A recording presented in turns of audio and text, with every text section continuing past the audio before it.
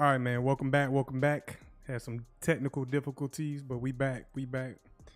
Appreciate y'all hanging in there, man. Appreciate y'all hanging in there. We're gonna start this again. I'm gonna try this again. Welcome back. Today is Friday, July the 11th, 2025. Appreciate y'all joining. Let me get a quick roll call. Y'all shout out where y'all from. Want to see who's all in the building. What's up, Lenny? Shout out to you in the building. What's up, Mr. 1413? Shout out to you. Appreciate y'all joining the live stream. Am I choppy on my end? Y'all let me know in the chat. Am I choppy on my end? What's up, Ohio in the building? Shout out to Ohio. What's up, DeAndre? Shout out to you. What's up, Sneaky Pete? Orlando, Florida in the building. Shout out to Orlando, Florida.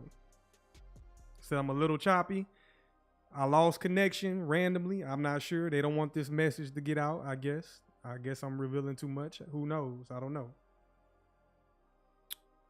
Okay, Ryan, you said I'm good. So some people saying I'm choppy. Some people saying I'm good. DeAndre said, you good? Just keep your head on the swivel. They shutting down XRP content. Hey, that might be. Okay, y'all saying I'm good?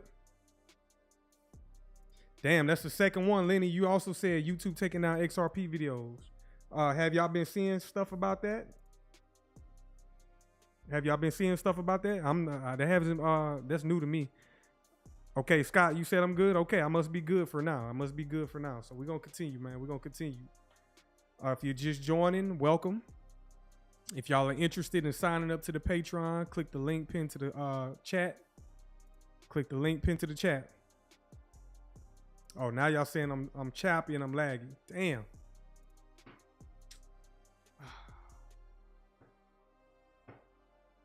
Boy, hey, I can't sweat it, man. What can I do? I can't sweat it. Some days it is what it is.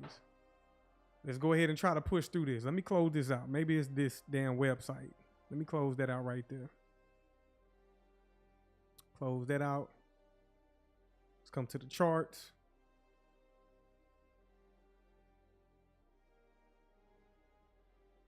What about now? Still laggy?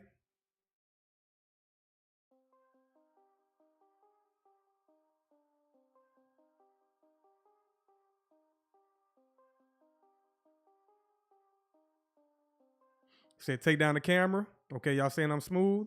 Trying to see.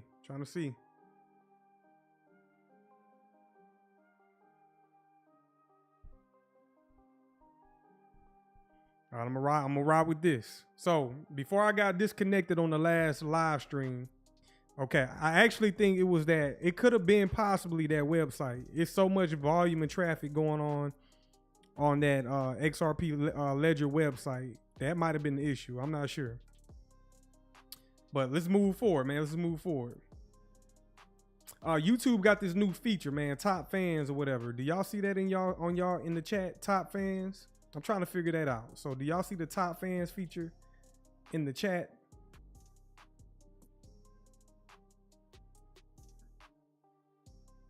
I think that's pretty interesting. So whoever, whenever somebody goes live or whatnot on YouTube,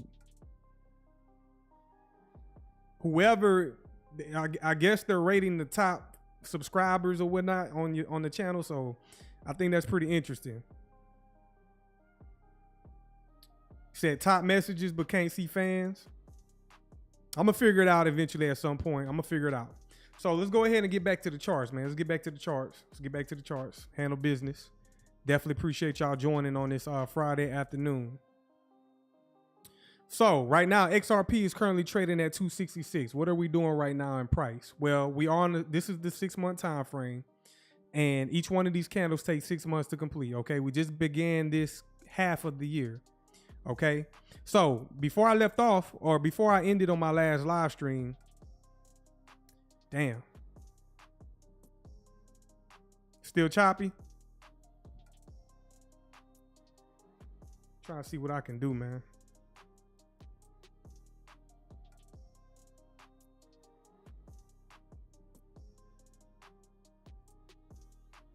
Still choppy?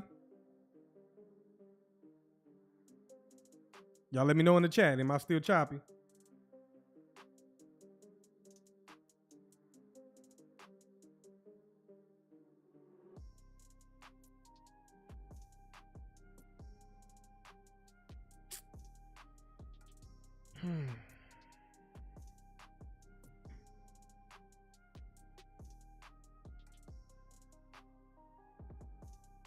see right quick. Trying to get some feedback, man. Trying to get some feedback. Do y'all press 1 if y'all can hear me though. Press 1 if you can hear me.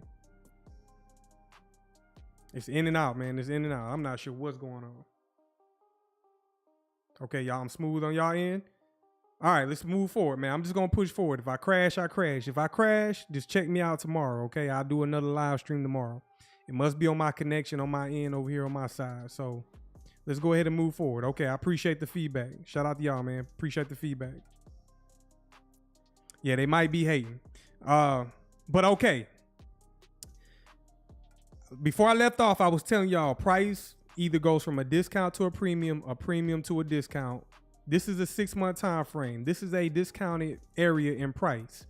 Once we open up the second half of the year, which was this month, price immediately started moving higher. Okay, that's good. I prefer that in price. I prefer that in price.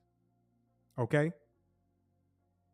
So this is still in play. Okay, this is still in play until we start to move away. This discounted fair value gap is still in play until we start to move far away from it. As we move further away from it, I would prefer that. Okay, I prefer that. A lot of y'all will too, but you cannot ignore that. That's what I was pretty much trying to tell y'all. You cannot ignore the discount in price. Okay, you cannot ignore that.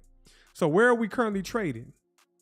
Well, y'all in the chat, y'all tell me what this is right here. What is this right here? This wick, because we do not ignore wicks in price. Shout out to the 44 people joining, man. Shout out to the 44 people joining. Y'all make sure y'all smash that like button. Subscribe to the channel if y'all are brand new. Welcome to my channel if y'all are brand new. Please subscribe. Also, if y'all want to sign up to the Patreon, click the link in the description so we can get linked in, okay? Yes, that's a premium ghost pool. So, okay, what I just outlined was a premium side of the market. So if you don't know, let me explain it for the new people. Whenever you see large wicks in price, you do not ignore the wicks, okay? Do not ignore them because there are hidden price levels within these wicks. So what I'm about to do is I'm about to bring a Fibonacci tool over here on the left side of my chart. This is a Fibonacci that I'm about to place. I'm going to drop it at the closing price of this candle right here. And I'm going to drag it up high to the premium right there, okay? So we're inside of this range, inside of this wick. This is all a premium because it's above price, okay? This is above price. This is below price. How do you determine premium discount? Wherever currently price is, okay? So right now currently price is 267. Anything below 267 is a discount. Anything above it is a premium, okay? That's how you determine premium and discount. It's very simple. Very simple. So this is a premium ghost pool. You can see, is it random? There goes the quote. Is it random that we trade up to the midway point of the 0.5 level? You see that? And reject it. That's not random at all on the higher time frames. You got to understand where you're currently at in price. You always want to understand where you're at in price. So this is not random that we trade up to the premium side to the midway point and reject that. That's not random at all. Are we finished? We will see. Also, let's look over here back in price. Back in January 2018. Let's look at this ghost pool as well. I'm going to take a Fibonacci from the opening price of this candle up to the high. And I'm going to drag it all the way to the right. Boom, right there. You see that? Now, y'all tell me in the comments, is it freaking random? Which we're always going to different price levels at all times. We're always going to different price levels. But the high of this month, the high of this quarter went up today. Okay. We went up to $2.97. A lot of people are saying $3, but no, maybe on exchanges it said $3 because y'all already know exchanges are trying to get over. They always add their hidden tax. But the actual price only went up to $2.97. Okay. Now watch this. Watch this. Let me remove this ghost pool right here. I'm going to hide that one. And we're going to focus on this one over here to the left. Okay, y'all see this? The high of today was $2.97.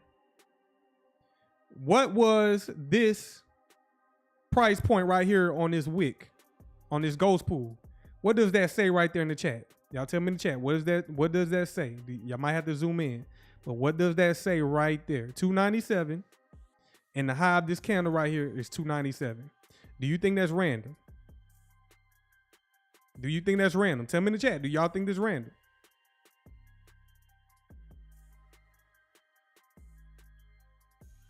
I'm trying to figure out, is that random? I'm trying to see if I'm frozen. Am I frozen? I'm getting movement over here, but am I frozen? Somebody said, damn. Huh? Lenny, it's not random. Shout out to you, Lenny. Tyler, you said, nah, it's not random. Okay, that's what I'm trying to tell y'all. That's not. Okay, let me zoom out again for y'all to see it.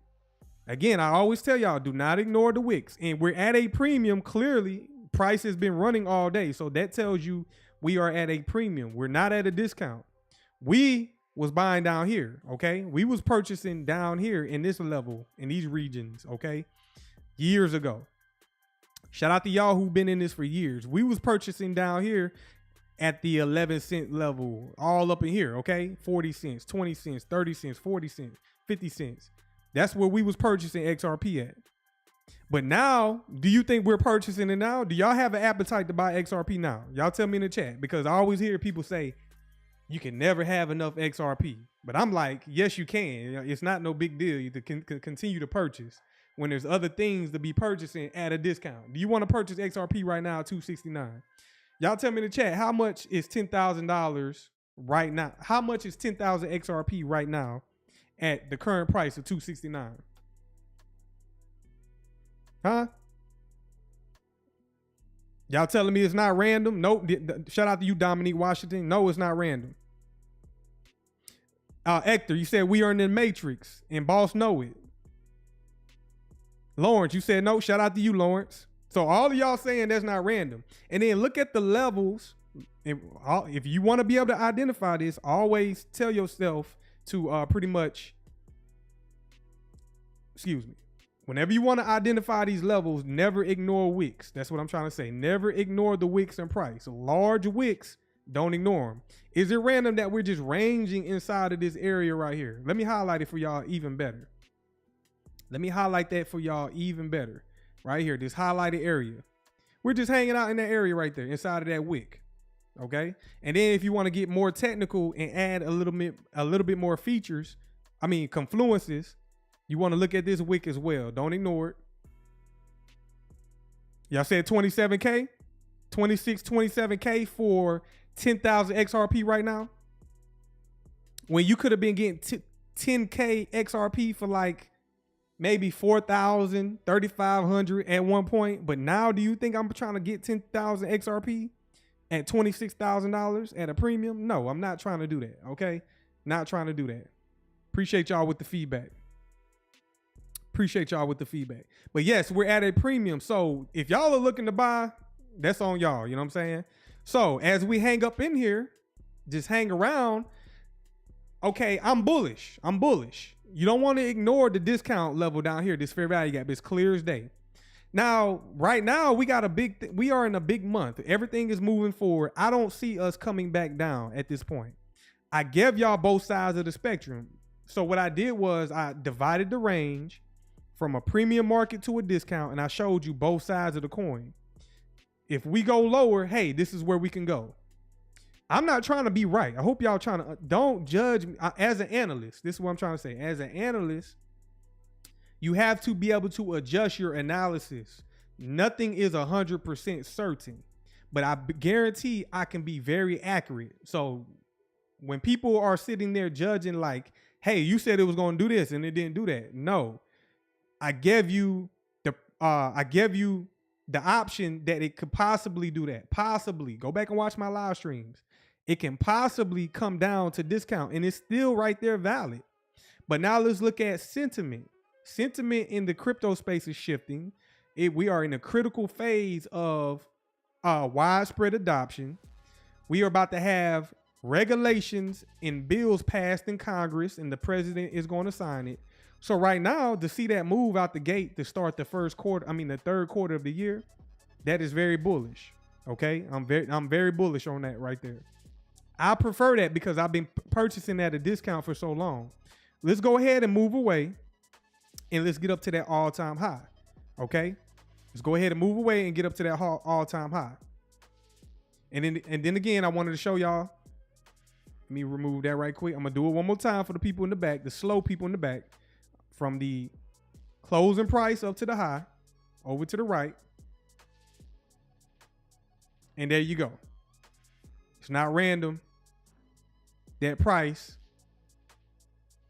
taps the top of that upper quadrant. That's the name of it. The upper quadrant of this wick. No, it's not random. Okay, now we need to work our way down to lower time frames. I'm gonna remove that. Just have an understanding where you're at in price. Have an understanding where you're currently at in price. So from the 6 month, let's go down to the 3 month. And y'all should be paying attention every time I do this, because this is how I begin my analysis. I start out on a higher time frame, okay?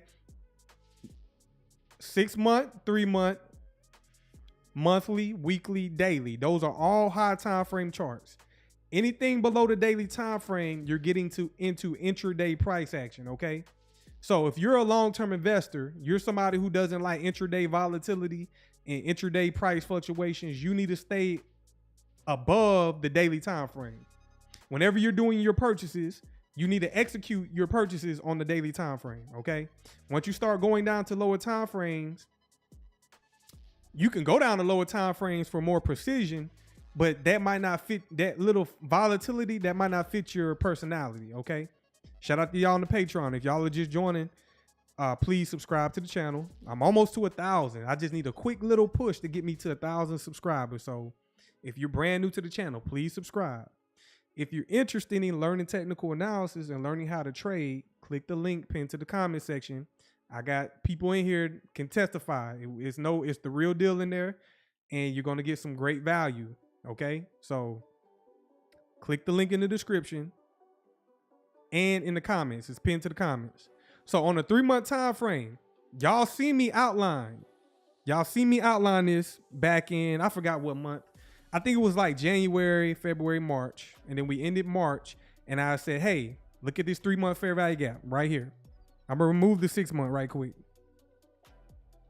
Right there. Y'all see me. Who remembers that in the chat? Who remembers when I called this price level right here in the chat?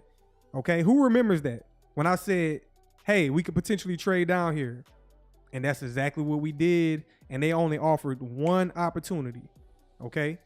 They only offered one opportunity. And when they dropped it down into that fair value gap on the 3 month time frame, it went down to $1.61. That was your last opportunity to see XRP at $1.61. That's a discount. Anytime it drops down into that, anytime you see a fair value gap, pull the trigger, pull the trigger, pull the trigger. And they offered it one time. If y'all are in the Patreon, y'all in the Discord, y'all are seeing this daily because we're watching it intraday. We're seeing it constantly. We're always showing you setups. So you're constantly seeing this. Okay. So it dropped down there. It triggered the orders because who's in here? Who's below the market inside of this? There are pending orders for institutions. Okay. Institutions. How do I know that? I just know that. Okay. I just know that. Institutions are purchasing in this. And then boom, displacement higher. Displacement means speed in the opposite direction. Price goes low and then it expands high. Each one of these candles take 3 months as well. So this is a long-term chart. Inside of every one of these candles, there are 3 monthly candles. Okay. Inside of every one of these candles on the 3 month time frame, there are 3 monthly candles. So on this candle we're currently trading in, we have 2 months and 20 days left. We have 2 months and 20 days left. Okay. So we got some time inside of this. So where do we go in the next 2 months? Well, clearly we took out the last quarter's high right here. You see this high right here? That was the high from the second quarter. We already shot up and took that out. The high of this candle right here is 265. I had that outline, and y'all in Discords, all the Discords that I'm associated with, y'all heard me say 265. That was my next target. I said that yesterday, and here we are, boom, just like that. That's because we know price is always seeking liquidity. There goes that high right there. Above that high is buy side liquidity. What is liquidity?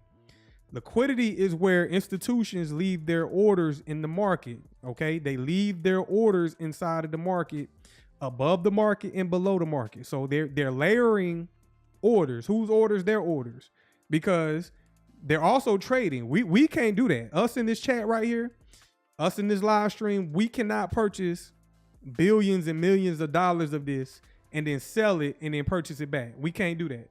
So they're making big money doing that back and forth, okay? Back and forth.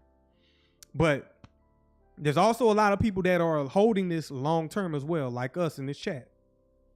So where are we currently at? Y'all tell me in the chat. Let's zoom in a little bit. I already showed y'all the 6-month ghost pools. Y'all see this right here?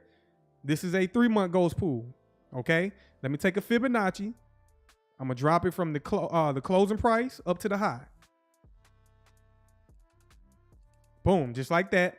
And you can currently see the levels that we're trading in. You can see us trade at the 0.5 level of this wick and trade up, and we reject it back down lower, okay? And now, again, like I said, we got 2 months to complete this candle. How do we stay inside of this, or we go ahead and break out? I'm on the side of us breaking out, seeking liquidity. What side? What liquidity? Buy side liquidity, which is above price, right here at this high. Let me go ahead and outline it for y'all. Boom, just like that. Okay. So inside of this candle, there's a lot of liquidity resting above price. A lot of liquidity resting above price. And I'm anticipating us to come up here to seek this liquidity. Now let's drop down to the monthly time frame. From the 3-month, let's go down to the monthly. Every one of these candles last around 30, 31 days. Okay, every one of these candles lasts around 30 to 31 days. So again, this is still a long time. There's 30 days in the month, hence the monthly chart. Okay, so we're on the monthly chart, and we have 20 days left to complete the month of July. 20 days left, and so far we out the gate fell just short of the high from March. And all these levels that y'all see in my chart, I left them behind in the chart, okay? If y'all been watching me since last year, you've been watching me. Okay, I'm going to tell y'all in the chat, the ones that be watching me, what do we do at the end of the week? Okay, what's the first thing we do at the end of the week? Y'all tell me in the chat. Y'all tell me in the chat. What's the first thing we do at the end of the week? Appreciate y'all joining, man. Shout out to the new subscribers. Shout out to the new subscribers. I'm waiting for an answer.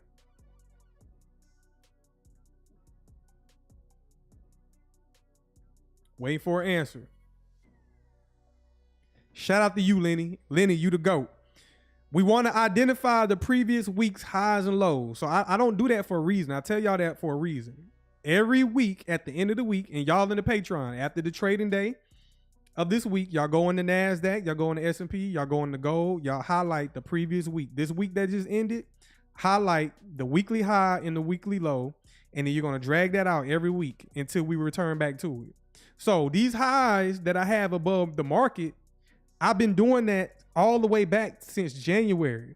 And here we are returning back to them, okay? Because what? Price always seeks liquidity. Price is always seeking liquidity because that's where all the orders are in the market. So let me highlight the monthly fair value gaps that we traded down into after trading down to the 3-month fair value gap. Boom, just like that. So in the pink highlighted area, these are monthly fair value gaps, okay? Let me remove the 3-month. And if you don't know, the higher time frame has more influence over price. So stick to that narrative. Stick to higher time frame order flow, okay?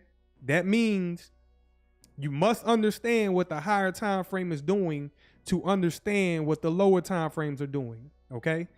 If you don't understand what the higher time frames are doing and you're down there playing on lower time frames, you will get lost. You will get liquidated because you didn't understand what the higher time frame was trying to do. Okay, so we got that understood. So every week I highlight previous week's highs and lows, and ever since January, I have old highs still left behind in the market. It's not random at all. And we've been taking out targets at a time. So from the monthly, let's go down to the weekly. All right, this is the current week so far in price. So you see the current candle? That is the current week that we're currently in. We have 2 days left. So we complete today. We go into Saturday.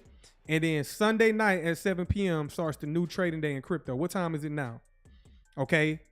It's 7 o'clock p.m. I believe it's 8 o'clock. So here in about an hour, we will start the new trading day. Let me go down to the daily right quick. Yes, we got 54 minutes. So we're going to see this live.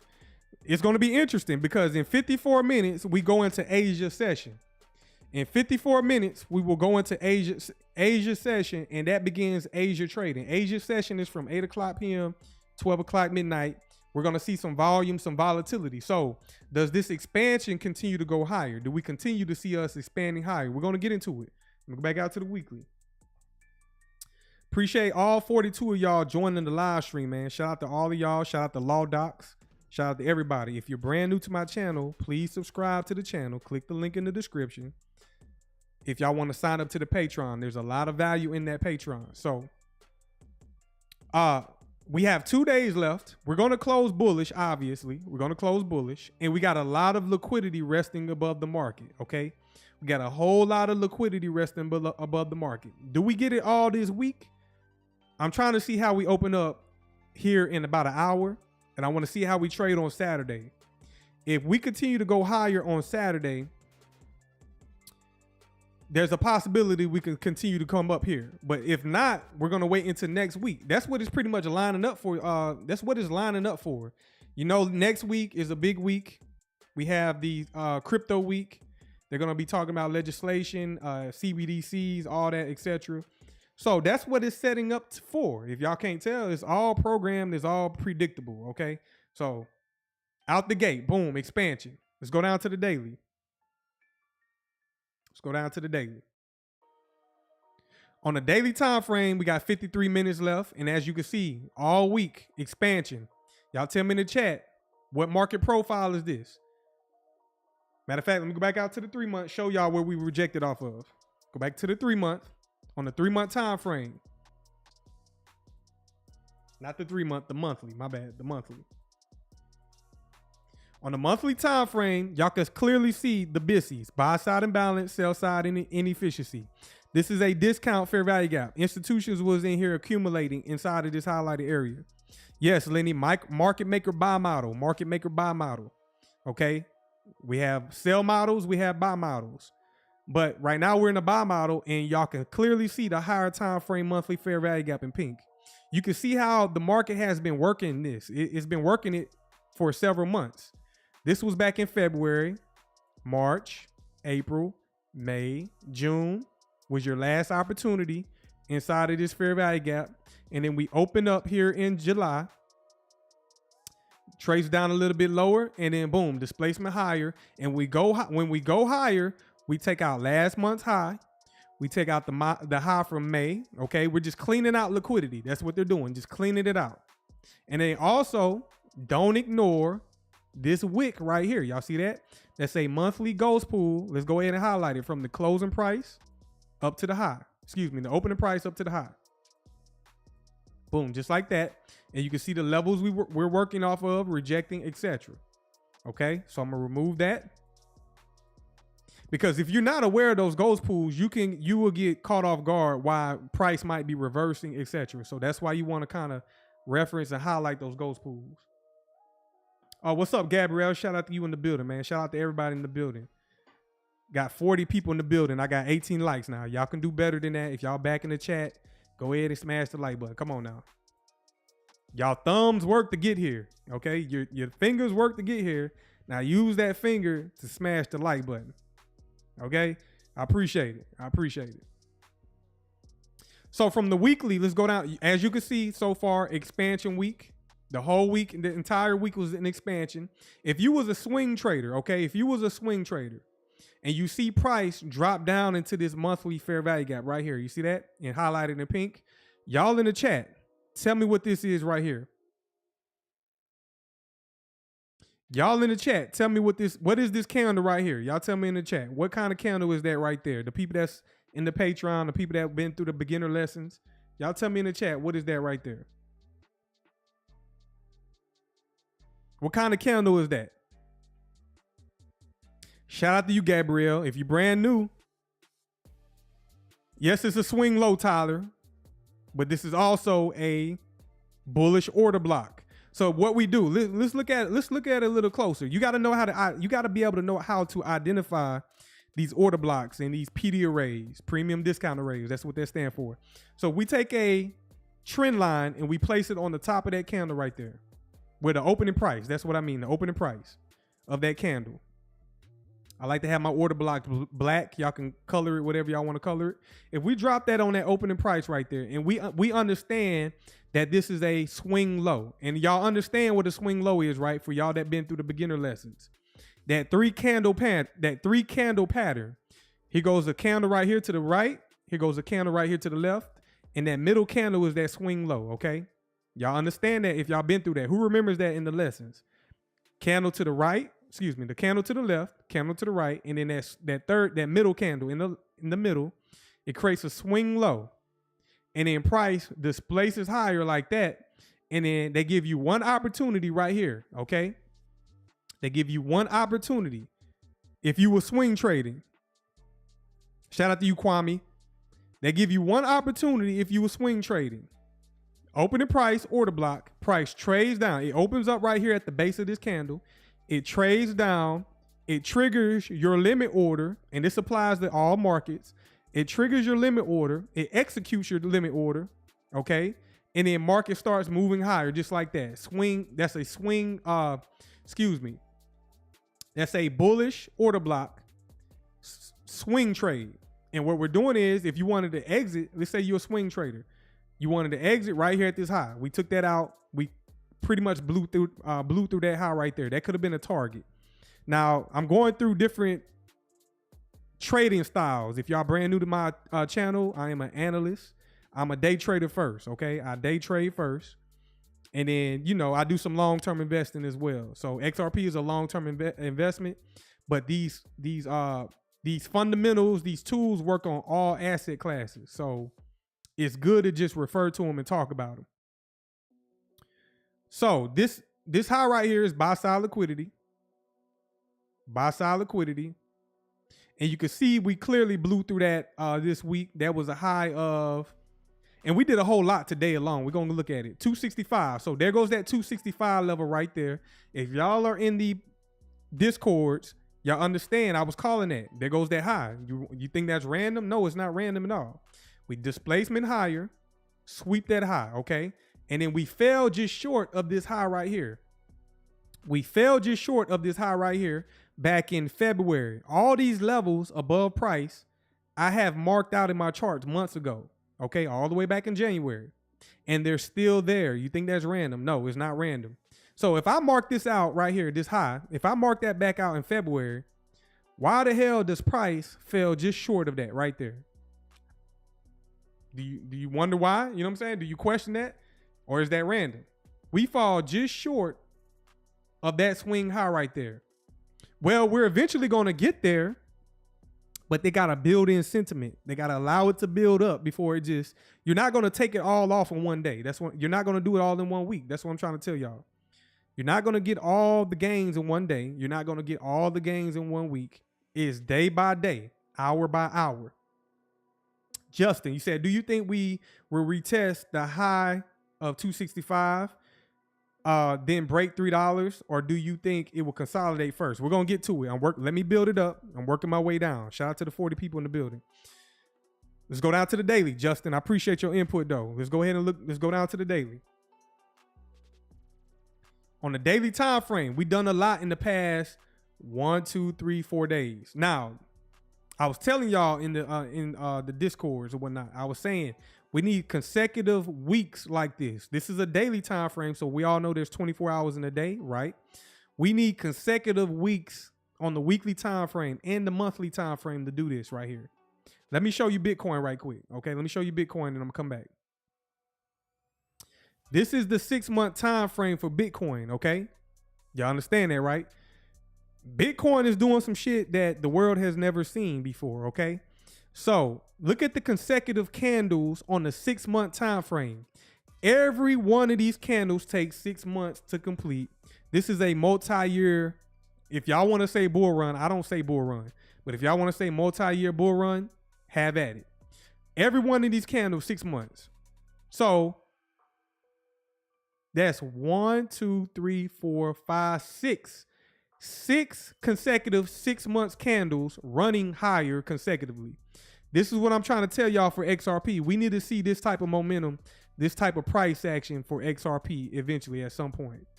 That's roughly, let's see. That is 912 days of straight bullish price action for Bitcoin.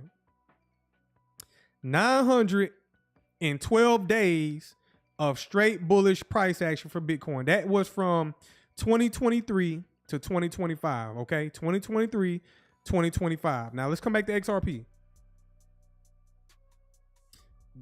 On the daily time frame, that's what you're seeing on the daily time frame. So from a 6 month time frame on Bitcoin, you're seeing the same function on the daily time frame from XRP.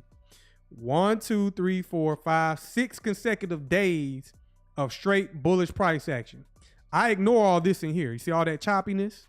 Eventually we break out of this. For y'all that are in the Discord, in the Patreon, this is the type of week we had so far in the NASDAQ. We had this choppiness. Let me remove that. We had this choppiness in the NASDAQ. And for y'all that were kind of like, it's kind of, you got to learn through this. You got to be able to identify this choppiness, because after consolidation, then what in the chat? After consolidation, then what? What's up, Ed? Shout out to you in the building. Shout out to you in the building. After consolidation, and then what? And that's what you see in price. Consolidation, then what? Shout out to you, Hector. There you go. There you go, Scott. There you go, Lenny. Consolidation, expansion. That's what you see. This consolidation right here was high resistance. Okay. Shout out to you, Gabrielle. This consolidation right here was very choppy. Okay. This was high resistance, and then it broke free and cleared up. That's exactly what you see. Consecutive days. We blow through this high right here, 265. Now, let's take a closer look at price. If y'all are just joining, shout out to the 45 people in the building. Please subscribe. Trying to get to 1,000 subscribers. Subscribe to the channel. If y'all want to come out the back, if you're brand new, come to the chat. Engage with the chat. Okay. I love when the people engage. Please engage. If you're brand new, come out and say hi, whatnot, say whatever. Come on out and engage with the chat. We ain't gonna bite you. But what I was about to say. 1 second. What I was about to say. I went brain dead right quick. What I was saying was, I walked y'all down from a 6 month, 3 month, monthly, weekly, daily. Those are all high time frame charts. Now we need to go underneath the engine right quick. We need to get a closer look at price. So what we're going to do is we're going to zoom in inside of this daily candle. Okay. Matter of fact, we're going to look at the weekly range. We're going to see what the range has done so far in the week. So from the daily time frame, let's drop down to the 1 hour time frame. Okay. This is the 1 hour time frame. Let me zoom out right quick. And what I'm about to do is I'm about to throw up these vertical trend lines. So these are tools that I use. Y'all are familiar with it in the Patreon. You should get familiar with it, or you should know what it is. So when I put these vertical trend lines up, it helps me and guides me. It helps me see price better when I'm intraday. Okay. It allows me to see the beginning of the week and the ending of the week, and it also allows me to see previous weeks in price. Okay. So as you can see, in between this vertical trend line right here and this vertical trend line right here, this one right here and this one, this was this week's price action. Okay. The price action of the week so far. If we go back to this, to the left of this vertical trend line, this was last week's price action. Okay. And then you can continue to go back and forth. 2 weeks ago, you can see price 2 weeks ago drop down inside of the monthly fair value gap. That was your opportunity to accumulate discount, and then eventually price leaves, and boom, just like that. So I can go back for weeks and weeks at a time. That helps me identify where I am at in the market. Okay, that's what I want to do. Now let's just focus on inside of this week right here. Let's just go ahead and focus on the current week. First thing I want to do is throw up my daily dividers, just like that. So just like I got weekly dividers, I can throw up my daily dividers. Okay. Where was 265? Right here. Right here. So let's go back. Let's count the weeks right quick. 1, 2, 3, 4, 5, 6, 7, 8 weeks ago. All the way back 8 weeks ago. Okay. Let's go back 8 weeks ago. So when I throw up these daily dividers or these weekly dividers, y'all in the chat, what am I trying to do first? Y'all said it earlier, so I want y'all, for the brand new people, to understand. When I throw up these dividers, what's the first thing that I'm looking for in my charts? Okay, what's the first thing I'm looking for in my charts for the people in the back or in the people in the chat?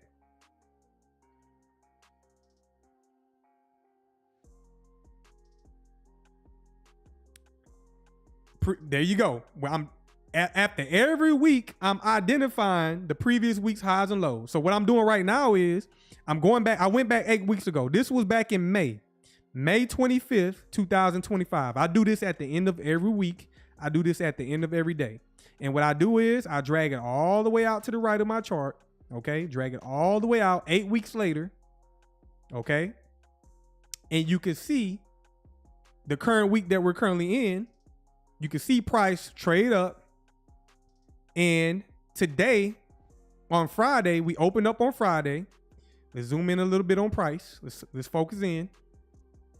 Let me go ahead and do this right quick. This was Thursday. Shout out to the new people, man. I appreciate all the new subscribers. That was Thursday's price action. And then I'm going to highlight Friday's price action.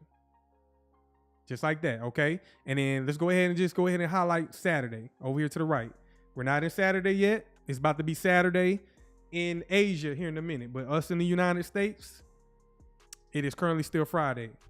Hopefully y'all enjoying y'all Friday. Hopefully I'm making it entertaining. We got some news headed up as well. We're going to get into Brad Garland House. We're going to get into what he had to do. We're going to get into the Senate hearing today, this week. We're going to get into all that. So right now we're just getting the price action out the way. So this vertical trend line right here, this opens up the current day, which is Friday, 12 o'clock at midnight. Y'all should understand this in the Discord, in the Patreon. If y'all want to get in, click the link in the top of the description.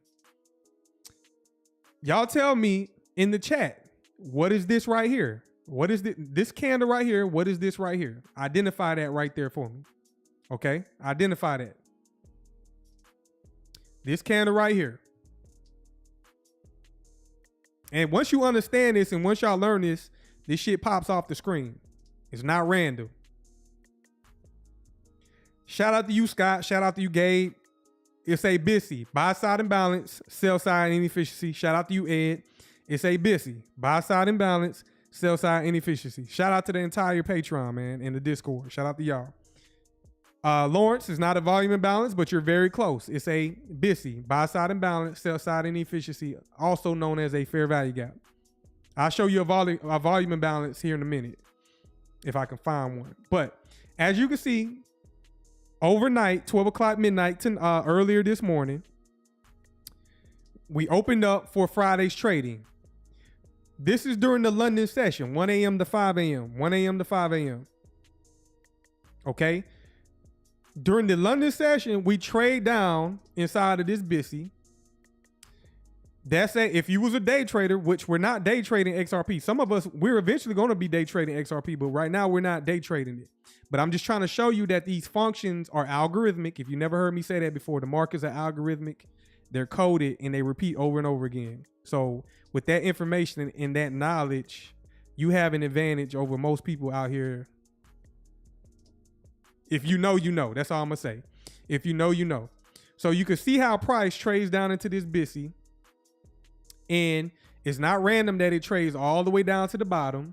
And then it displaces higher. Y'all think that's random? There goes another BTC right here. Let me highlight it. Right there. Y'all see that?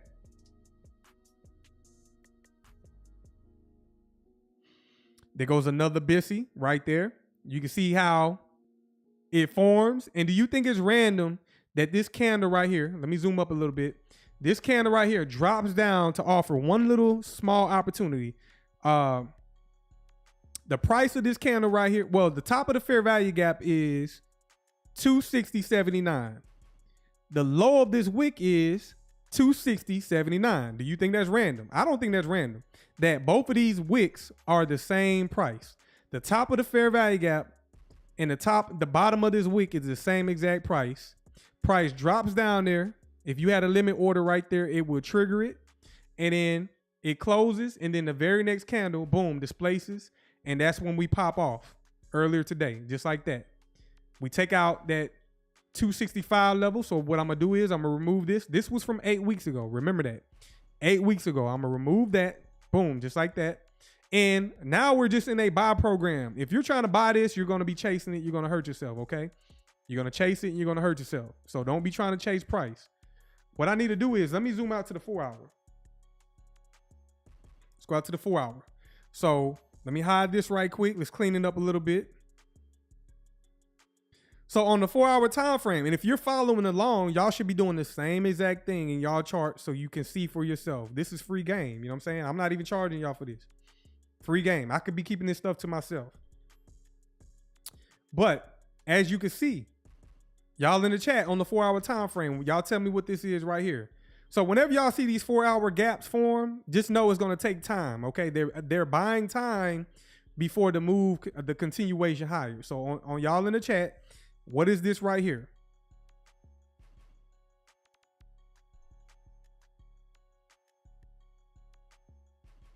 Shout out to you, Justin. You just now finding out.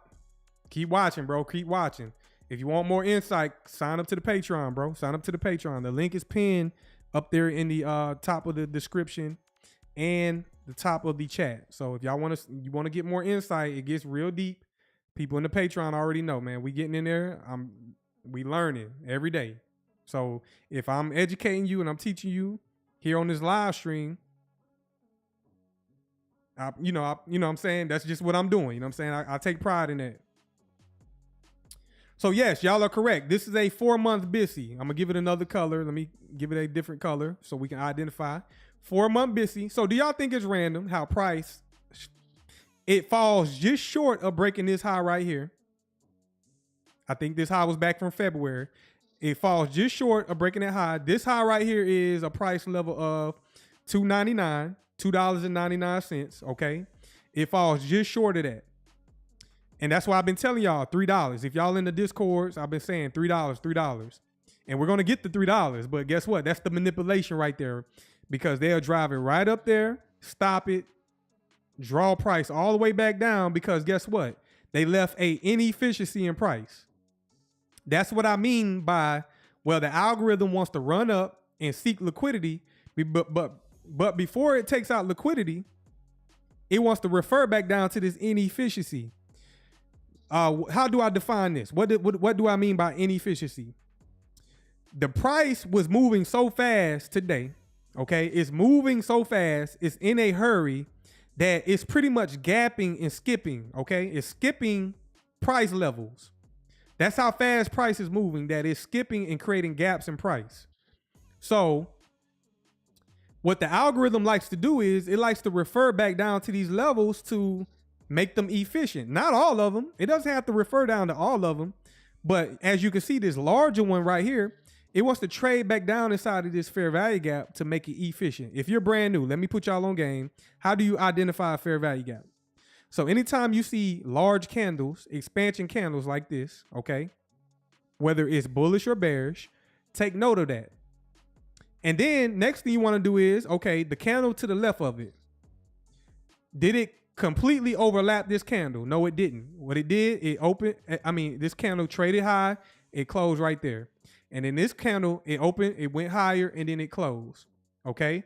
Now we need to wait for this closure, this candle right here, because this candle right here can trade down and overlap this wick, and then there wouldn't be a fair value gap. But this candle didn't overlap that wick. It traded down inside of this candle right here, and then it went higher, and then it closed. Okay. Once the candle closes right here, it creates the gap. So how do you identify it? You look to the left, you get the wick high right here. See this candle right here, the wick high. and then you look to the left, to the right, you get this wick low. You want to get the pinpoint price level, okay? So this wick low, this wick high, and you can do it several ways. I like to use rectangles. It's very quick. It doesn't, I don't have to waste time. Or you could take trend lines. So for example, you could take a trend line, drop it right there at that wick low, and then you can clone it and take another one and drop it right there at this wick high, just like that. And then you can take another one, and you want to identify the midway point, which is the equilibrium, just like that. Okay? And boom, there goes a fair value gap, just like that. But I prefer rectangles because it's fast, it's efficient, and I can get it done way quicker. I used to do it by hand with the trend lines, but I found the quicker way with the rectangles. Justin, you said big candle up or down, and the next candle would have to wick, and that wick is the BTC, correct? Justin, go back and watch it. Or if not, I got beginner lessons inside of the Patreon. Okay, I got beginner lessons. I go over all this, and you can have time to practice with it. So if y'all are brand new, click the link in the description so y'all can get the beginner lessons. So you can see how we traded down into this. Okay, so this is a 4 hour. What I want to do is I want to go zoom in. We keep getting closer to price. I want to zoom in to see if price is starting to want to move higher. So I'm gonna go down to lower time frames inside of this BTC, inside of this wick right here. Appreciate it, Hector. He said the lessons are gold. Appreciate it. It's still a work in progress as well. So those beginner lessons, I'm still working on them. I've been tied up. I've been having life. I got a son. You got life things going on. So I still got to work on them. But I think it's right now like 20, 21 videos. I'm trying to keep going with it, make it like 30, 40 videos. And then I got pro lessons on the way as well. And I got the signals. I got a lot of people in the signal service. I'm in there engaging. It's not just giving y'all signals. I'm actually in there coaching and walking y'all through the process of day trading. So if y'all want to learn further more insight, click the link. Let's go down to the 15-minute time frame. So on the 15-minute time frame, you can see how price drops down inside of that 4 hour fair value gap. You see that? And then we get displacement higher. We get that displacement higher just like that, okay? That's what you want to see. Hopefully this holds, but you want to see us drop down a discount. Remember what I said. You want to be a buyer at discount. Let's go back out to the 4 hour. This is what it looks like on the 4 hour. We drop down. That's a discount right there, okay? We got 30 minutes, less than 30 minutes, and we're going to see how the candle opens here in 30 minutes. We're going to look and see how the market wants to open in 30 minutes. Give it a minute. So in 30 minutes, the daily candle is going to close, and then we're going to enter Saturday, which will be Asia session here at 8 o'clock p.m. So stay tuned for that, because it's going to be very crucial to see how we open up. I want to see how we open up that new daily candle. Let's go back down to the 15-minute. And as you can see, we trade down, we displace higher. Let me see right quick. Let me throw up my weekly and daily dividers again. Let's do this again. I want to get a more detailed look at price.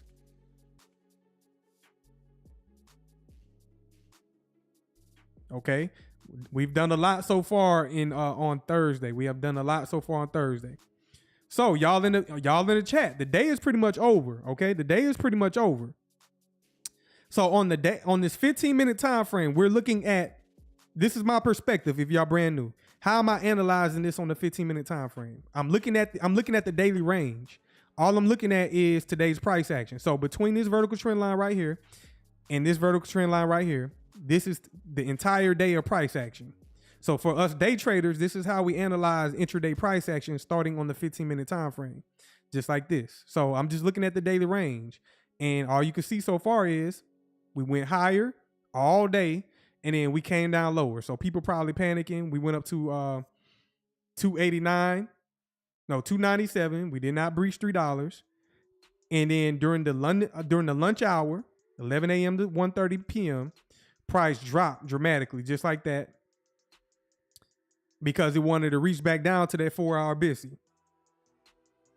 It wanted to reach down to that 4 hour BTC. So y'all in the chat, what's the first thing I want to identify? Just like I did on the 1 hour time frame. What's the first thing I want to identify? Y'all tell me in the chat. It's the first thing I want to identify.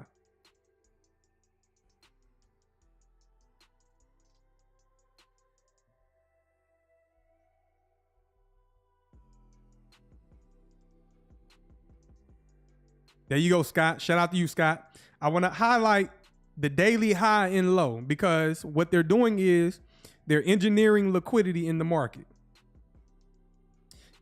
Yes, the session highs and lows, but first thing you want to do is you want to identify the larger liquidity pool, and the larger liquidity pool is going to be the daily high and low. Okay, that's going to be because when you go out to the daily time frame, for example, let's go out to the daily. Let me hide some of this. When you go out to the daily time frame and you're analyzing from a higher time frame perspective, you want to see, okay, on the daily. And I ask y'all this in the Patreon. When I tell y'all in the Discord, when I tell y'all to zoom out and look at the daily and whatnot, and I ask y'all, what's y'all bias? I'm doing it from a higher time frame perspective. So, for example, yesterday, you want to highlight the previous day high right there. And then you want to highlight the previous day's low right here. And then I ask y'all, okay, pick a bias, pick a side. Do we come down and take out the previous day's low, or do we continue to go higher and take out the previous day's high? So that's exactly what we did. But the intraday, the sessions, you cannot see on the daily. I'm going to repeat that again. The session liquidity pools, you cannot see on the daily time frame. So what you have to do is you have to take a magnifying glass or a telescope, and you have to go down to lower time frames inside of this candle to find the session highs and lows. But you're also sticking to the higher time frame narrative. So, for example, today, previous day high right there. Let me thicken it up right quick. Previous day's high.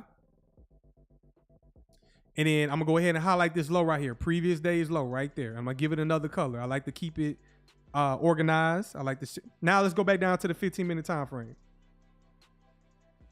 15-minute time frame. Now let's throw back up my daily dividers and my weekly dividers. Just like that. So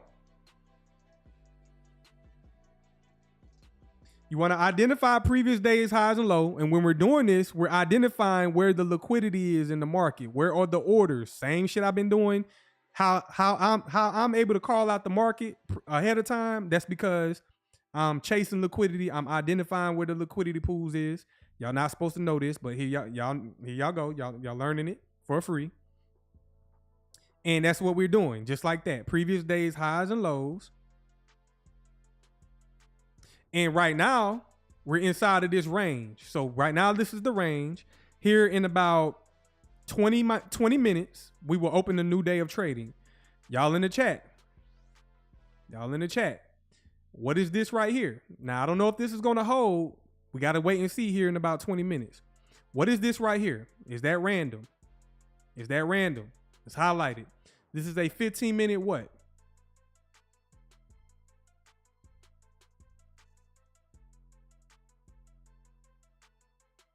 And I like to keep every time frame. I give every time frame its own colors. You're correct. 15-minute busy. DeAndre, he said 15-minute has created a BPR after tagging the gap. Shout out to y'all, man. Shout out to you, DeAndre. So there y'all go. Do y'all see? Is it random how price, again, on a different time frame, is it random how price actively trades down? And I love this price action right now as well, because for the longest, when I analyze XRP and I'm talking about it and I'm analyzing it, there's no volume in this. Now we got some institutional volume in the market. Definitely got that move today, that move this week was not retail. It was not supply and demand. That was all institutional capital pushing the market. Only institutions can push the market around. So understand this clearly. Our job as traders, as investors, is to align ourselves with what the institutions are doing. That's all I'm doing. And I'm understanding the narrative. You see how we drop down a discount? Whenever you want to be a buyer at discount, you want to get in as close to the discount as possible, okay? You want to get in as close to the discount as possible. So there it is. Does this hold, though? I'm not sure if this holds because we need to wait and see. Let me look at the hourly. On the hourly time frame, so we got a lot going on. On the hourly time frame, we got a 1 hour SIBI. I'm going to highlight that. We can definitely trade back up into that. So I'm going to highlight that. Every one of these candles take 1 hour to complete. So if you don't know, now you know. Every one of these candles take 1 hour to complete. So boom, just like that. I'm going to give it another color. And that's a premium. That's a premium level above price. Again, current price, where we're currently at. Above it, premium. SIBI. That's a SIBI. Sell side imbalance, buy side inefficiency / fair value gap. Okay. Now, if we're bullish, if we're going to open up and continue higher going into tomorrow, let's just say that. You see, it's a if this. We're analyzing. That's why it's called technical analysis. We're analyzing. We're looking at all sides of the spectrum. Okay, we're looking at all scenarios. I'm bullish going into tomorrow. Okay, I want to see a continuation because we got equal highs above the market. We got 2 highs resting above the market. That's where liquidity is, and price is going to want to seek liquidity every day, nonstop, just like that. Okay, if we're bullish, I want to see us trade through this hourly SIBI. I want to see us trade through that. And let's just say if we trade through that and go above it, what does that become? What does that turn into? Y'all let me know in the chat. If we trade through this, okay, what does this SIBI become?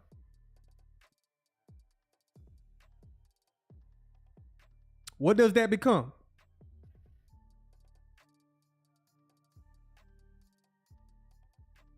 Waiting for y'all in the chat. Shout out to you, Lenny. Always on point. It's it would become an inversion. So you don't ignore gaps. So we can trade through gaps if you don't know. We can trade through them and use them again. So there's BTC, there's SIBI, buy side imbalance, sell side inefficiency, sell side imbalance, buy side inefficiency, and then there's inversion fair value gaps.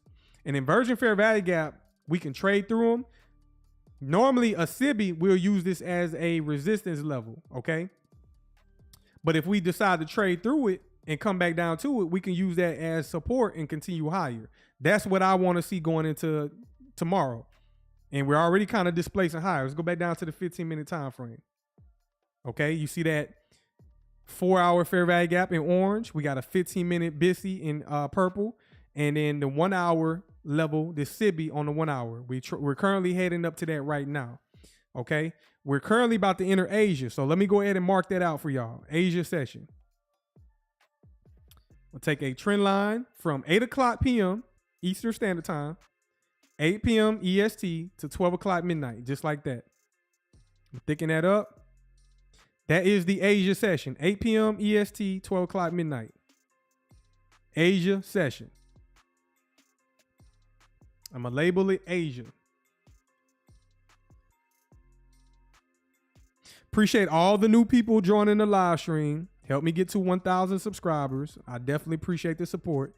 Y'all can also let me know if y'all enjoying the content. Come engage. If you're learning something, y'all can let me know as well. That's what I'm here for. I'm out here teaching the knowledge. Okay? I don't know if it's dangerous or not, but here I am teaching this shit. I don't know if I should be out here teaching it, but if I'm gonna find out if I'm eventually find out if I should be teaching this or not, because I'm sure I'm gonna get a tap on the shoulder like, hey, you need to chill out. You need to chill out. But here we are, we teaching it. So now we're waiting. We're waiting. So we got it's 7:43 Eastern Standard Time, and we're waiting for the daily candle to open. So what I'm gonna do is I'm gonna remove this. Also, you want to identify the previous session. So let's go ahead and identify the liquidity from the previous session. So how do you do that? You want to start whatever current session you're in. You want to look back to the left, and that's how you begin the process of identifying the previous session highs and lows. Okay, so I'm gonna go back right now. We're about to go into Asia. I'm gonna go back to the New York PM session. The New York PM session is from 1:30 p.m. to 4 o'clock p.m. And what you're doing is you want to find the highest high and the lowest low of each session. So let me zoom in a little bit.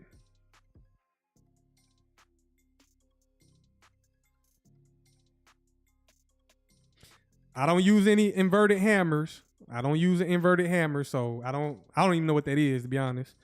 To me, it's retail logic. I'm not knocking people that use it, but over here, if you're just joining, you don't know. Price is algorithmic, okay? Price is algorithmic. These functions repeat over and over again. Same repetitive behavior. If y'all are in the Patreon and in Discord, you already know in the traditional market what happens at 9:30 a.m. Eastern Standard Time every day, like clockwork. The same repetitive function happens every day where the market opens at 9:30 and then they inject liquidity into the market. So markets are repeating constantly over and over again. So what I'm doing is right now, I'm highlighting the liquidity. The liquidity is where the orders are in the market, and price always, always, always, always, if nothing else, seeks liquidity. If it's not going to do anything else, it's going to want to hunt for liquidity in the market. What's up, Arthur? Appreciate you joining, man. You said, hello, boss. You were growing on me. Appreciate it, man. Appreciate it. Hopefully, I'm offering value to you. Okay. Hopefully, you're soaking it up as well. Hopefully, you're soaking up the information as well. So, all this stuff that I'm showing y'all right here, y'all can be applying right now, real time, not waiting on nobody to tell you on Twitter or any of these other platforms what to do. You can be actually applying this information. It's all right here for free. I'm not withholding anything. I'm showing you everything that needs to be known about these markets. I don't know everything about the market, but I know a whole lot of shit about the market. Okay, so hopefully you're paying attention. Let's zoom in a little bit. Let's go down to the 5 minute. Well, let's do this right quick. It is 7:46. We're currently in the 7 o'clock hour, New York Eastern Standard Time. And if you don't know, if you want to learn how to do this, you need to be on New York Eastern Standard Time. Your charts, I mean. So if you're on the West Coast, I know it's hard for y'all. But damn it, if you want to make this money, you're gonna do what you got to do. Move to the East Coast, move to Central Time, move to Mountain Time, just to give you an extra hour. Okay, get off the West Coast if you want to learn these markets and how to trade. If you're somewhere else in the world, you got to do what you got to do. When it's nighttime and you're supposed to be asleep, it's daytime over here. You got to be up. So figure out what you're gonna do. Okay, I didn't code the algorithm. It's just like that. Move to the United States, okay? If y'all want to, well, I can't tell y'all that because they're getting a lot of people up out of here, so I can't tell y'all that. It might not be safe for you coming over here. But right now, prop market just consolidating. You can see we trade down to this BTC, buy side imbalance, sell side inefficiency.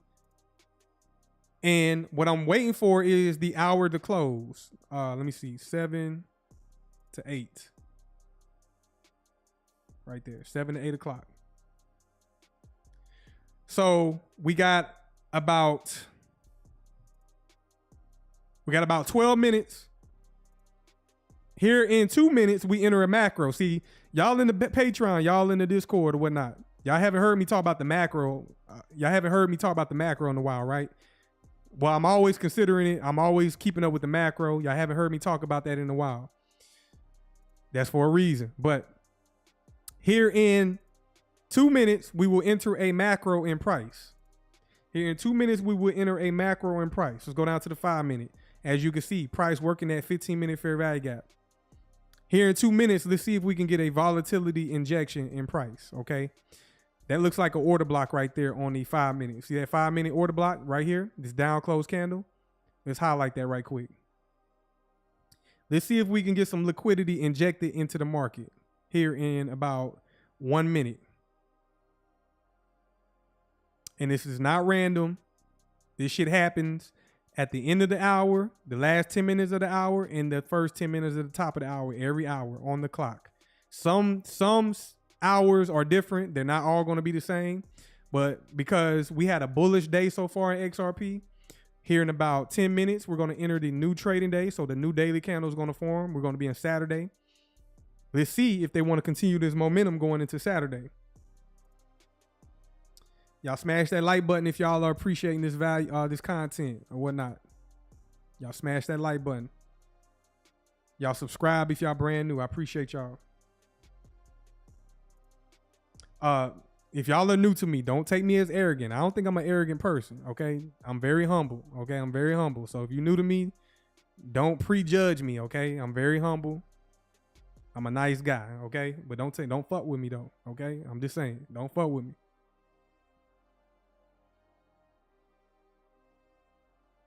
So we have entered a macro. We're in the macro.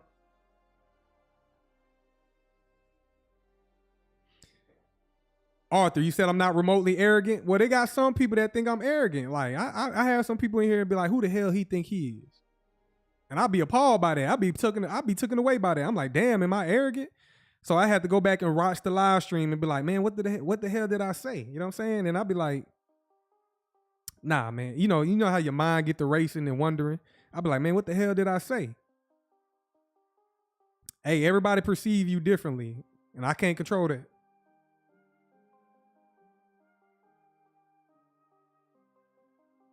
For sure, for sure. I can't help people what they believe in. Shout out to you, Foundation. Shout out to you, man. Shout out to you. So as you can see, we're inside of a macro. Don't you see price starting to pick up? Lenny, you said confidence. Yeah, man. Yeah, man. Some people confidence makes other people upset. You know what I'm saying?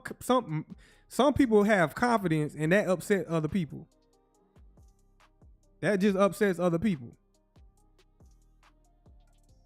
What's up, Catch Up? Oh, we got a super chat. Appreciate it, Catch Up, man. I appreciate it.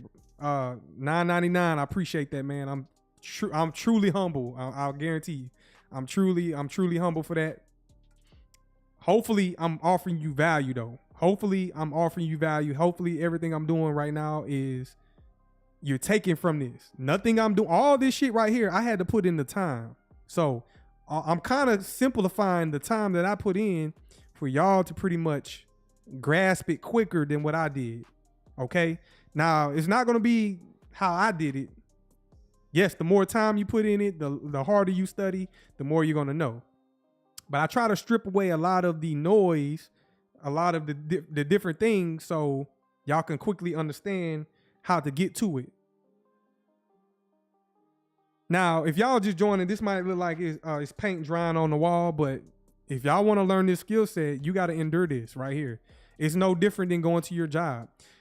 Okay, y'all in the Patreon, y'all in the Discord that have been in the signal service. What does it feel like watching price all day? Y'all tell me in the chat. What does it actually feel like sitting there watching price all day?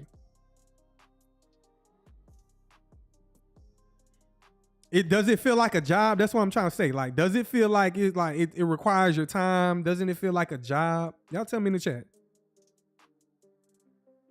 Scott, you said it feel like work because this shit is work. Okay, some people might write this off. This is not easy. Okay.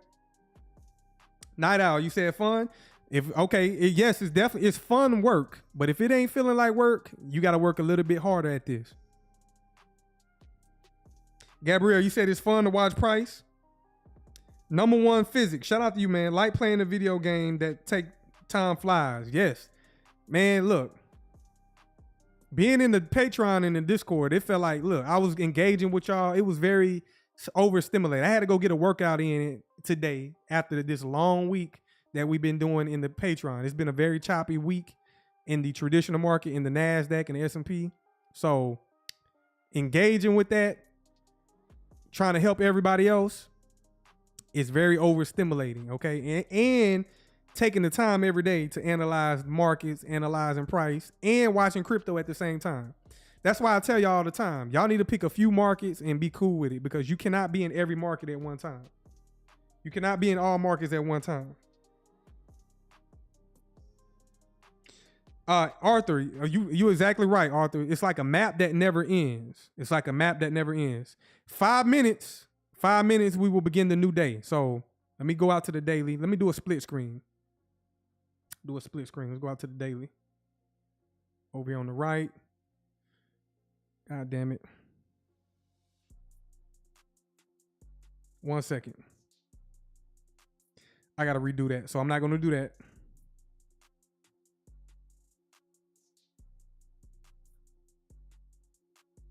Gabrielle, you said the Discord alerts woke you up. Hey, what I said in the early bird gets the worm. Y'all gonna have to work on getting up earlier.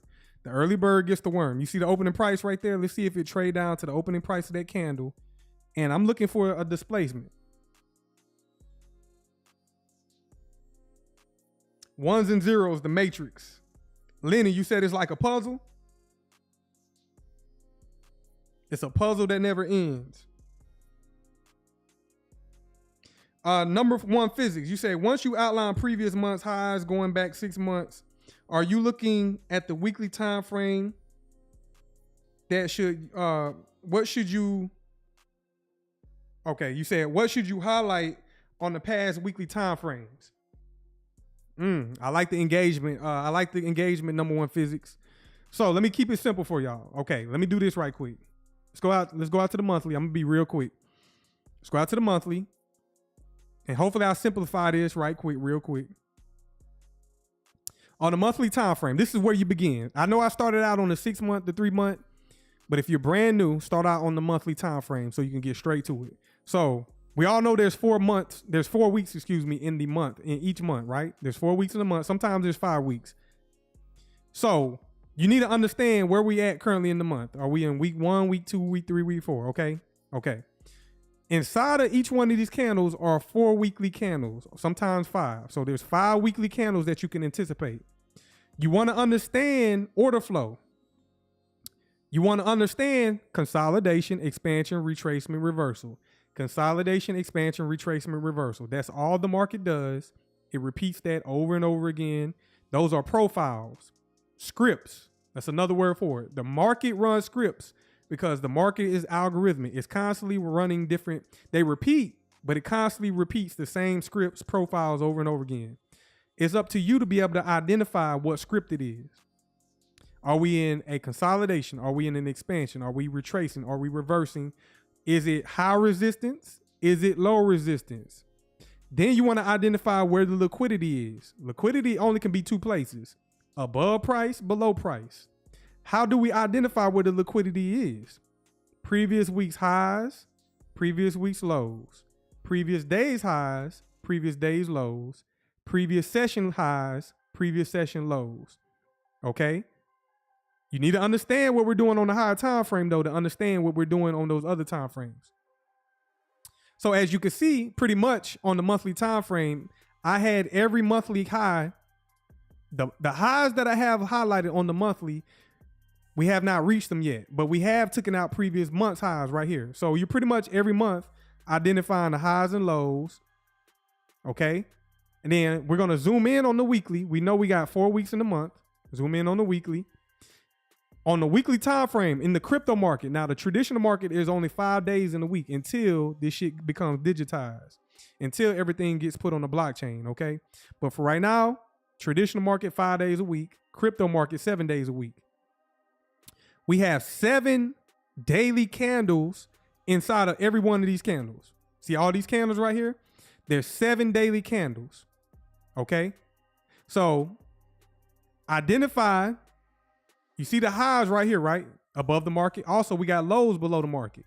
If you want further insight on how to identify, how to find them on the higher time frame, click the link in the description, sign up to the Patreon, get the beginner lessons. Inside of the beginner lessons, I talk about how to identify that. Okay? But I'm ranting off right now. I'm just trying to give you as much information as I can. I'm kind of ranting, but hopefully you're following me. Hopefully I'm sounding clear enough, because I'm not the best articulate person. Hopefully I'm sounding articulate, but I'm not the best communicator, okay? But I'm communicating what I'm trying to. So on the weekly time frame, we got 2 days left. Inside of that, we got a bunch of liquidity. Let's go down to the daily. 1 second, let me hide this.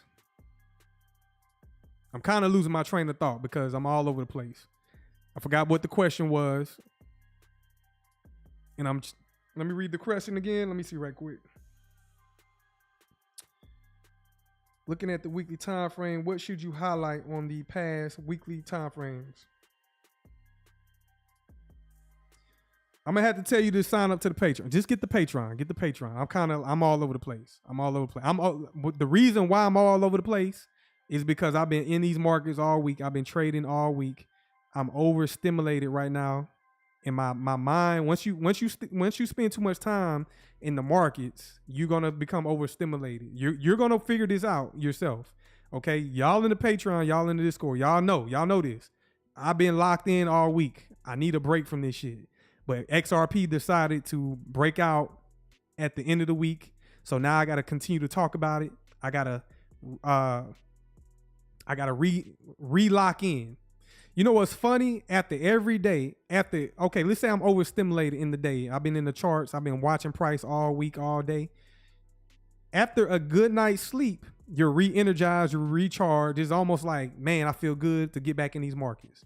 So once you start doing this and you start getting rest, and then after you wake up and you jump back into the markets, you're gonna feel energized again. But at the end of the day, you're going to be feeling drained. You're going to be like, all right, I need a break from this. Okay. So we just started a new day. It's 8 o'clock. It's 8 o'clock. And for more insight, please sign up to the Patreon. Click the link in the description. Click the link in the top of the chat. So here we go. We just began the new day of trading. We have 23 hours and 58 minutes left. So we literally just began Saturday. It's not Saturday yet in the United States. We're currently in Asia. So right now in Asia, it is currently Saturday. Here at 12 o'clock midnight starts our day in the U.S. Okay? Okay, so 12 o'clock midnight starts our day in the U.S. So I'm going to ask y'all in the chat, what side do y'all see price reaching for? Okay? One thing I'm going to highlight is you can't ignore it. You got to identify it. You got to identify this right here. And I don't want to hear y'all talking about, oh, price is selling off. They trapped y'all. I don't want to hear that shit, okay? Y'all don't know what's going on if you're just saying that shit. You don't know what's going on in price. What is this right here? What is this right here in this candle? And I just went over this. And for the new people, identify it. What kind of candle is that on the daily time frame?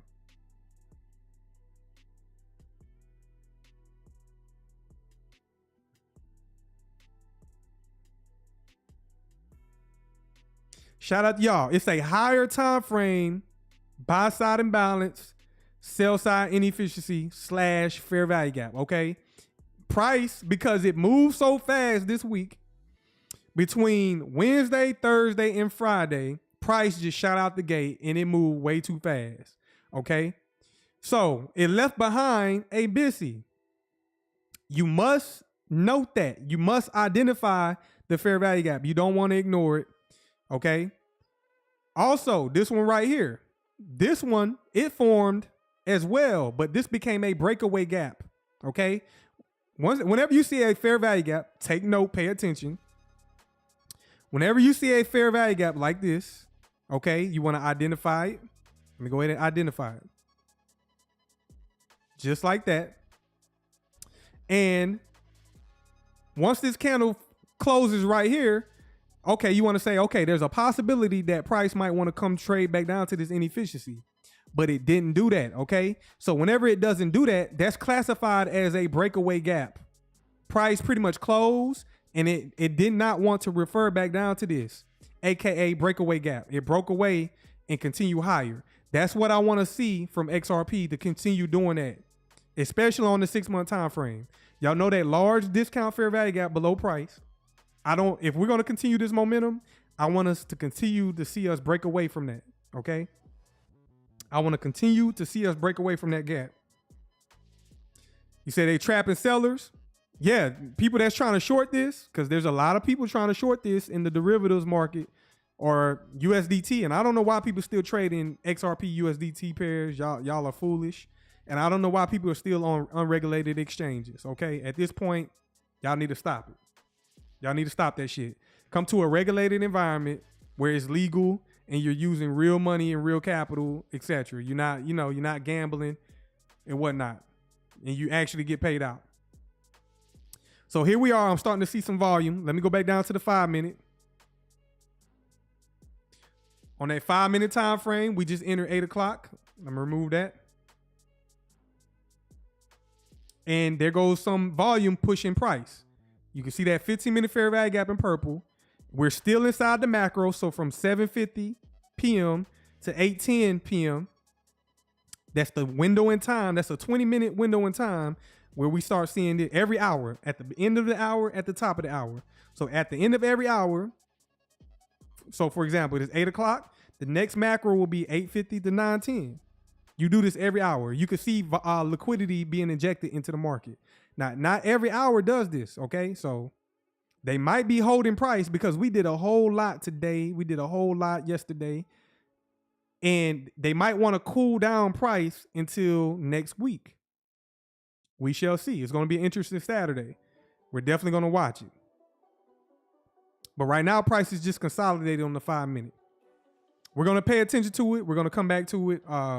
Price is currently trading at 273. Matter of fact, let me watch right quick. Let's go down to the 1 minute. On the 1 minute time frame, you can see consolidation, expansion. Consolidation, expansion. Y'all in the chat, I'm on a 1 minute time frame. What is this right here? Identify that. Do you think it's random? Do y'all think that's random? Trade down into it. Displacement higher. Shout out to the new people in the chat, man. Shout out to the new subscribers. Please subscribe. Lock in with me. Tap in with me. All I do is offer value. You get a lot of free game over here. I don't know how many channels do this, offering free analysis, free game. And you're going to get it at a professional level. Definitely going to get it at a professional level. Is that random? Now I want to start seeing speed. Start moving higher. I want to start seeing this thing move speed. Y'all want to go down to, let's do this for the people. This is how I know institutions are in here. So I'm about to go below a 1 minute time frame. Before institutional capital came to this market, it was very spotty, hard to identify. Well, let's do this. 15 second. Look at the 15-second time frame. It looks like a 1 minute. It looks like a 5 minute. But before institutional sponsorship and before institutions came in this market, this was very choppy, very spotty. But when they enter the market, it becomes very clean.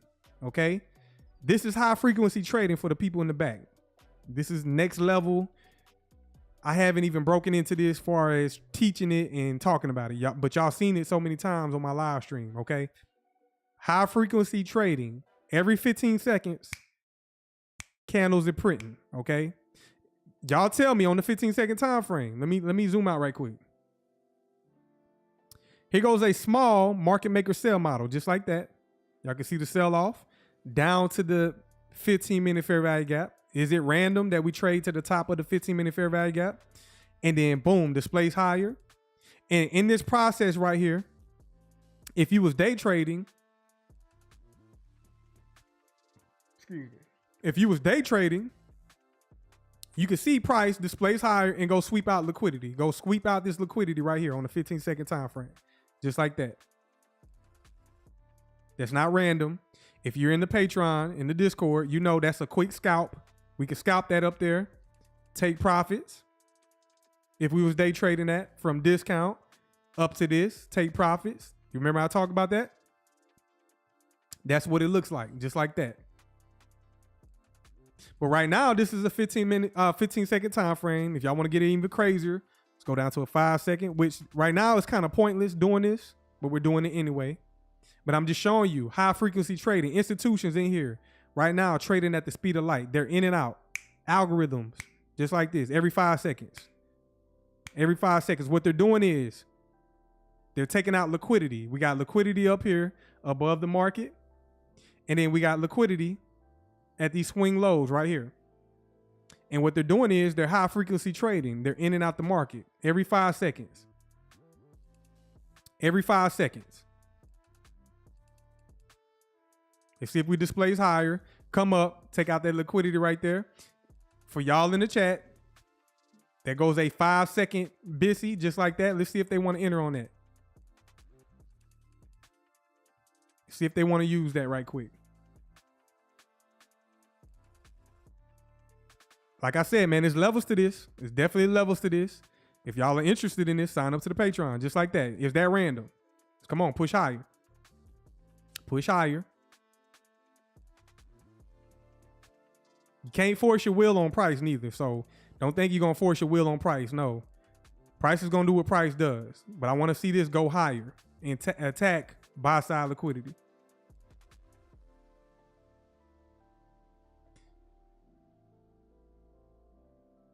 What's up, Ricky Ricardo? Shout out to you, man. Shout out to you. Okay, we bust through that. That becomes an inversion. We're still in that 1 minute fair value gap. Now, this is very difficult. I don't advise doing this at home because high frequency trading is not easy. Let's go out to the 1 minute. Again, on that 1 minute, we still inside of that fair value gap, just like that. 1 minute fair value gap. And if you zoom out, high resistance consolidation. So y'all should know what that is if y'all in the Patreon. And if you just joining, man, I'm just doing a little teaching. I'm just doing a little price action teaching. Look how it reaches for that sell side liquidity, just like that. Boom, just like that. And then see if it wants to come any lower. Or does it want to use that, go higher.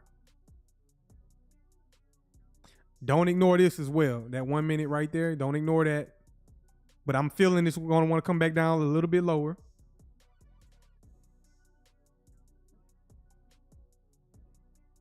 And as you zoom out, we're just consolidating. So I'm not going to take y'all through that. I just wanted to show y'all that right quick. We're still consolidating on this 15 minute. We just began the new day of trading on the daily candle. And we're going to come back to this in a minute. I want to get through some news. Let's go ahead and head to some news before, let's come over here right quick. Let's go through the news. We're going to come back to that. Ripple announcing just moments ago that it's partnering with BNY for BNY to be its primary custodian for its stablecoin. Joining us first on CNBC, Ripple CEO Brad Garlinghouse. Wow, that's a nice shot, Brad. It suits you well. You're looking very, very even presidential almost. Welcome. Thank you. It's good to be here. Good to be back on Squawk Box. You need a custodian for your stablecoin. Why BNY? Well, look, I think as the crypto industry has emerged from kind of the last administration where the industry was being attacked, working with the most trusted, the most well-regulated and even the best capitalized partners is a way to continue to build trust in this system. And stablecoins at their core, by their nature, it's a dollar backed with a dollar in deposits. BNY Mellon has, for a very long time been amongst the most trusted partners out there for as a custody bank. So we're really pleased. We think it's indicative of the shift of tide where we've had headwinds for this industry are now becoming tailwinds. And I think we're going to see a lot of growth. I mean, all the way back to that duel, I think, right? Is that Bank of New York? I think. Yeah, Alexander Hamilton. It goes back a ways, doesn't it? That one goes way back. I didn't put a number out there because I wasn't sure how many years it's been. But the BNY Mellon, we feel very lucky to be partnered with them. And we think, again, building trust for the whole industry and having RLUSD, our stablecoin, which just passed $500 million in market cap. We launched only about 6 months ago, so we're really pleased with that trend line and feel like this will only continue to build that trust. It's small compared to some of your competitors, though, at this point. How does that factor into how you approach the whole stablecoin industry? So the stablecoin industry is about $250 billion today. Many people think it'll be between 1 and 2 trillion in a handful of years. The growth behind it has been profound. We joined the market kind of late, partly because we were using stablecoins in our payment flows for our institutional customers. As you probably know, Ripple at its core has been a payments company and solving a cross-border payments problem. We use stablecoins, we use XRP where it makes sense. And stablecoins, when we were using that, we were a big part of activity for us. We were minting a lot, and we thought we can participate in this market. Given our institutional background, given the fact we've leaned into compliance and been very regulated, we have over 60 global licenses to participate in these markets. So we feel like the growth ahead will serve us well as we continue to serve that institutional client. You still want a banking license, right? Even though you have this deal with BNY. Well, yes, is the short answer. We have pursued and requested application to apply for an OCC license as well as a Fed master account.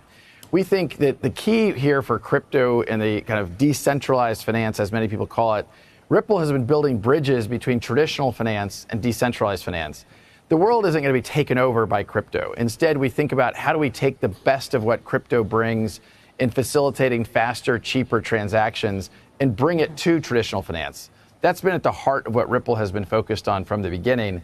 This is a step towards that, and certainly getting an OCC license. For those that have said that the crypto world wants to be unregulated, whatever, the opposite is true. You know, I'm here in Washington in part, as you referenced, there's a Senate Banking Committee hearing today. We are advocating as an industry to be regulated.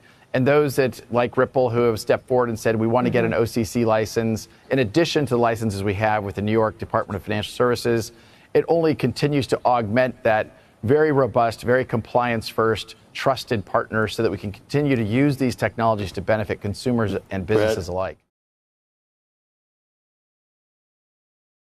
All right, that was Brad Garlinghouse, y'all. Brad Garlinghouse. He was talking about a BNY Mellon, etc. They partnered up with BNY Mellon. That's one of the oldest financial institutions in the United States. Matter of fact, let me bring it up right quick. Let me bring up the Wikipedia page. That's very interesting. Y'all tell me y'all thoughts on BNY Mellon, Ripple, etc. And they're trying to apply for a Fed Master account. What's y'all thoughts on that? The Fed Master account. We pretty much, people been saying forever, Ripple's going to be a bank. So let me bring that up right quick. BNY Mellon, they're in the financial industry. They said this bank precedes the Bank of New York since 1784. So this bank has been around since the 1780s. The 1780s. The original name was the Walton Mansion House, housed the Bank of New York, Let me see, Bank of New York. So there was the Bank of New York at one point, I'm assuming. That was the Bank of New York. And they've been around since 1784, man, 1784. And Ripple just partnered with one of the oldest institutions in the United States to partner up with their RLUSD stablecoin. So I find that interesting. Let me see right quick. Let's see. BNY Mellon will have custody of Ripple's new stablecoin as institutional interest and crypto swells. And here we are. Institutions are here, y'all. Institutions are here. They're already swelling, etc. It says the partnership should enhance regulatory compliance for Ripple, the issuer of Ripple RLUSD, and boost institutional credibility for the company as well as fast-growing stablecoin industry. We're moving fast. The Bank of New York will be the primary custodian of the Ripple US dollar peg stablecoin reserves going forward. The two companies said on Wednesday, so that was this week. That was big news. Also, y'all tell me true or false. Which I believe is false. I don't believe it's real, of course. But why are people spreading rumors that XRP is going to be listed on the New York Stock Exchange? Y'all got to stay off Twitter, man. Y'all got to stay off of X because all they doing is providing bullshit over there. You know what I'm saying? Y'all got to get up off that. I don't see how y'all do it. Y'all got to get the real information. But that's some bullshit. Yeah, man. This right here, this announcement, this bank, BNY Mellon, the Bank of New York. They've been around so long, ain't no telling how much assets they have have under asset. Excuse me. Ain't no telling how many assets they have under management. It says right now they bring in roughly around 18 billion per year. That's the revenue, which is insane. That's insane. So having that type of revenue coming in and using RLUSD stablecoins, that's a big deal, man. I'm gonna read up on this later, though. I advise y'all too to read up on BNY Mellon and their banking history. Read up on that. Let's go ahead and come back to some more news. Let me come back over to the news. If y'all are just joining, man, smash that like button. Subscribe to the channel. Help me get to 1,000. I'm pushing 1,000. I'm almost to 1,000. So I need that push. To 1,000 subscribers. Let's see what else I got for y'all. Let's bring up something else. 1 second.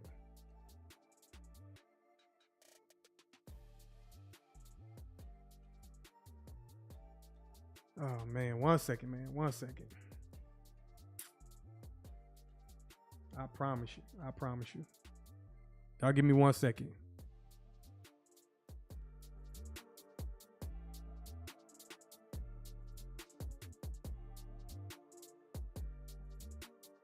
I gotta bring it back up my video right quick. For whatever reason, it got deleted.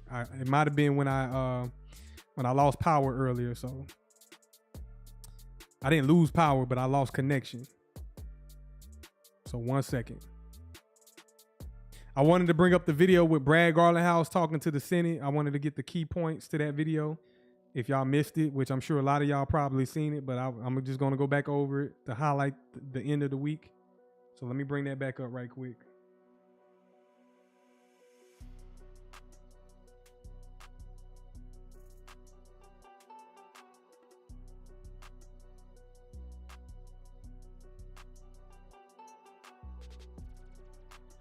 Oh man, what's going on? Garlinghouse, I'm the CEO of Ripple. Ripple has approximately 900 employees across our 15 offices worldwide. We were founded more than a decade ago with a mission to enable the Internet of Value, a world where money moves like information does today. We build software products that power cross-border payments, stablecoins, and digital custody. Ripple helps financial institutions reduce friction, unlock efficiencies, and serve their customers better. These are not abstract concepts. We work every day with banks that rely on our technology to deliver real results in the global economy. Ripple leverages the XRP ledger, a decentralized, battle-tested, open-source blockchain, as well as its native digital asset, XRP, to facilitate payments. XRP is built to enable fast, low-cost, and highly scalable transactions.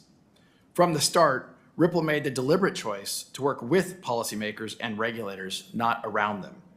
We have taken a compliance-first approach, operating with over 60 payment, service, crypto, and money transmitter licenses domestically and globally. With regard to the topic of this hearing, we believe smart legislation should be based on several core principles. Consumers need protection from fraud and scams. Markets need proper oversight. Bad actors need to be kept in check. And innovation must thrive. A constructive and workable framework for digital assets and stablecoins that achieves these goals will expand access to financial markets, create jobs, strengthen the economy, and put the U.S. on the path to being a global blockchain and crypto leader. For the last decade, the legal and regulatory uncertainty surrounding crypto has prohibited meaningful progress in the U.S. At Ripple, we certainly saw firsthand how the lack of clear rules of the road can be weaponized to target good actors. In turn, the technology, jobs, and tax dollars that go with it are pushed offshore, reducing regulatory oversight and putting consumers at higher risk. This has severely harmed American businesses, investors, and most concerned consumers. Ripple was the tip of the spear for this regulation by enforcement campaign and was subject to an enforcement action in 2020. We were the first leading U.S. company to be sued by the SEC. We and many others understood that a loss here would be a death knell for the industry. Fortunately, after 4 years of a hard-fought legal battle, we prevailed. The court ruled in our favor on everything that mattered, including finding that the token XRP is not, in and of itself, a security. Our victory cleared the path for other market participants to fight back. Despite these headwinds, Ripple still prioritizes education and engagement with policymakers and regulators globally. For companies to have the confidence to continue doing business in the United States, Congress should focus on passing principled and smart legislation with these critical goals in mind. First, set clear jurisdictional boundaries for our main financial regulators. Second, establish pathways for companies to build in the U.S. without sacrificing investor or consumer protections. And third, ensure that the U.S. can be a global leader in crypto by taking full advantage of the benefits and efficiencies brought by digital assets and blockchain technologies. The U.S. possesses the world's deepest capital markets, the most advanced technical talent, and a spirit of innovation that has powered our nation since its founding. There is no reason we should not be the undisputed leader in digital assets and blockchain. Over 55 million Americans participate in the crypto economy today, equating to over a $3.3 trillion market cap. A smart regulatory framework for crypto market structure is essential to realize that future and is overdue. Speaking on behalf of the crypto industry, I urge you to prioritize the passage of market structure legislation for digital assets through this committee and the full Senate, to provide the rules and regulations needed to ensure that the U.S. becomes the crypto capital of the world. Once market structure legislation for digital assets becomes law in the United States, this will catalyze a new era of U.S. competitiveness and unlock efficiencies in financial transactions, dramatically helping consumers and businesses alike. Ripple hopes to see this become a reality, and we look forward to working with you to help make this happen. I look forward to your questions. Hello, my name is Adam Ferrari, the Chief Executive Officer of Phoenix Energy. I look forward to you joining. I really appreciate the leadership that you've demonstrated in this important area. And I also want to commend you and thank my colleagues here on the committee for your actions to support our recent Genius legislation. Yes, sir. That provides much needed regulatory certainty in the area of payment stablecoins that I think we desperately needed. And I've also been amazed and very pleased in the wake of that to see the energy and the enthusiasm behind market structure legislation. And I'm very pleased to see this esteemed group of folks here today that are ready to testify to help us with that. For too long, the lack of intelligible definitions, jurisdiction, and pathways to registration from our regulators have forced digital asset innovation beyond our borders. One of the saddest things that I heard as I came into the Senate, talking to members of the industry, with the brilliant people, were taking up new jobs and new positions in countries other than our own because they felt they couldn't survive here. Why is that? Because in the void of regulatory framework, the SEC and others had stepped into that void and done one of the most pernicious things that we ever see here in Washington, the so-called enforcement by regulation, or regulation by enforcement, I'm sorry. That creates massive uncertainty that has lent itself to destroying the possibility of America leading in this incredibly innovative sector. And I'm so pleased to see us moving back in a new direction. Mr. Garlinghouse, I'm going to turn to you with a related question. We're trying to calibrate an appropriate regulatory framework here for the digital assets arena.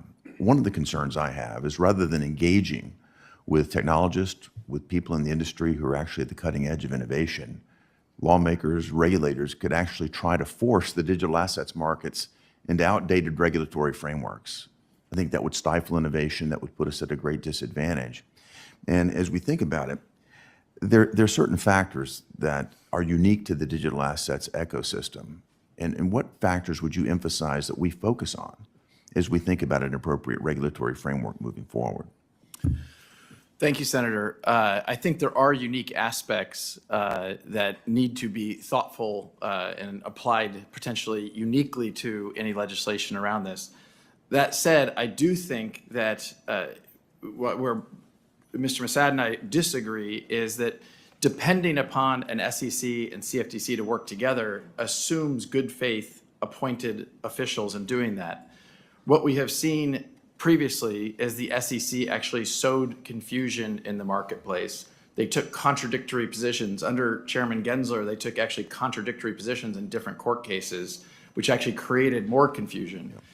And so you had federal judges saying things like the SEC was being arbitrary and capricious in their application of the law. You had judges, federal judges saying that they were not following a, quote, faithful allegiance to the law. And so my concern in depending upon a unelected appointee to make those decisions is that it assumes a good faith actor. And I think what we saw in this most recent SEC was just a war against the industry at large without a consistent application of that law. We're still seeing these problems. Is that something that you see and recognize as well? Ripple has always been a compliance-first company, and as I said in my early testimony, we have over 60 licenses around the world. That being said, I think anytime you see bad actors, they're looking for, as Mr. Levin said, whatever the easiest path is. They use cash, they use other assets. I've even read about them using gold. Yeah. So certainly they're also experimenting and trying to use digital assets. I think the good news has been, in many cases, they don't often understand how traceable and trackable that actually is, and it's more trackable than obviously cash. Yeah, but we're still seeing the anonymization tools being utilized. And again, a lot of that is after the fact. The difficulty, I mean, we saw North Korea right in front of the world be able to hack and take billions of dollars. We can see them moving around, but we had difficulty to be able to actually intervene. I don't discount the fact that we're never going to be able to stop it all. We can't stop it with cash. I think the problem that I see is that I used to work on counter-terrorist financing, and the sheer scale of this is enormous. It's an industrialization of North Korea's ability. They don't need to counterfeit anymore. They're finding ways to be able to do this. So I just hope that we can work together with industry, because I believe that industry doesn't want to have crypto be able to utilized in this way. I worry about the trajectory, what it might do to evade sanctions and other types of efforts.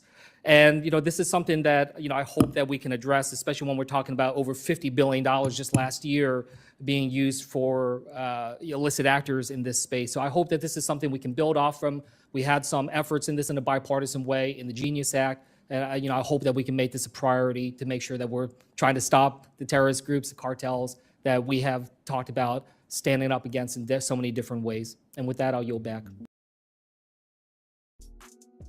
All right, y'all. That's Brad Garlinghouse when he spoke. That's pretty much was the key points of the whole thing. I don't know if y'all seen it. I watched it live.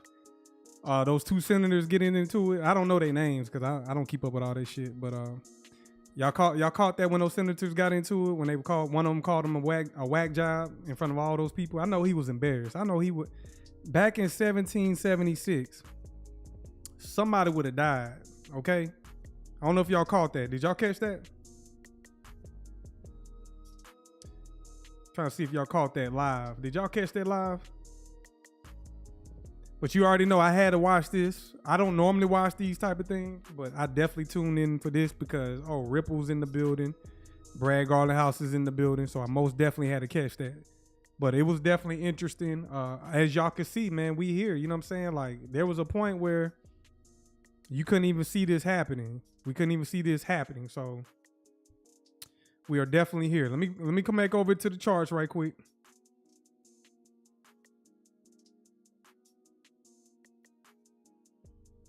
And if this y'all first time on the live stream, smash that like button for me. Subscribe to the channel. I definitely appreciate y'all joining, man. I ain't gonna keep y'all too much longer. I want to look at Bitcoin.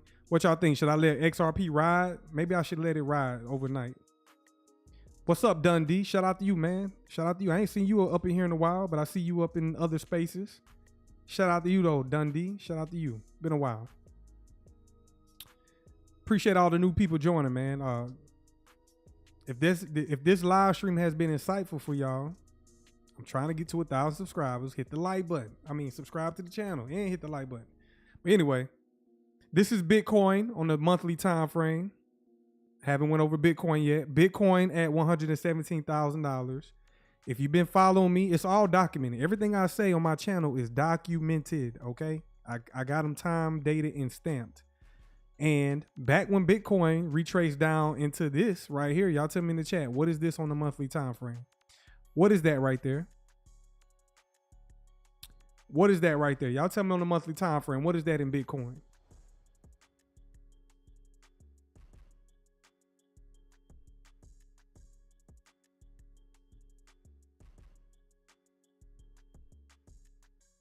I'm about to check. Hey, Jude, I'm getting to it. That's why I'm switching gears right quick. We definitely go get into it. XLM has been doing its thing. I'm in XLM too. So we definitely gonna get into it. But shout out to y'all, man. It's a BTC and Bitcoin. So whenever Bitcoin traded down to this, okay, this BTC, this buy side imbalance, sell side inefficiency, I was in here telling people, hey, once it started moving away, I said, hey, Bitcoin is gonna break all-time high again. This is a monthly time frame. And sure enough, that's what it did. We poked above it in May. Okay, during May, and it looks like we creating a breakaway gap as well. So in May, we broke the all-time high, we retraced, and then we consolidated. Okay, that's when Bitcoin broke 100,000, I believe. No, it was 109. We broke that in May. We went up to 112, and then we came down, And we had a breakaway gap right here. There's another BTC right there, but it's considered a breakaway gap because price did not want to refer to it. So right there. So after taking that all-time high, I was like, okay, pay attention here. And we took out that high. Okay, shout out to you, Scott. Shout out to you, man. I appreciate you always, always. We took out that high right there, and we did not refer back down to this BTC right here because we just continue to expand higher. That's what I want to see from XRP as well. I want to see XRP repeat the same kind of price function. Just continue higher to go higher and higher. Okay, so May created a new all-time high 112. In June, we consolidated, and here we are in July. We opened up, boom, displacement higher, right on the cusp of crypto regulation. So you already know institutions love Bitcoin. You already know institutions love Bitcoin. 1 second.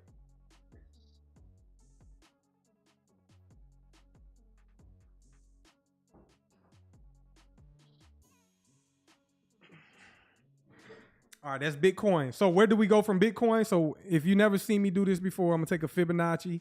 I want to do some projections. Let's do some projections on Bitcoin. So let me take a Fibonacci tool. Y'all see this swing low right here? This swing low. I'm gonna put a Fibonacci on the bottom of that wick, and I'm gonna drag it up to this high right here. Okay, and then I'm gonna go to my settings, and I'm gonna project some standard deviations. All it is pretty much measured moves in price. So all these levels that I'm highlighting are measured moves.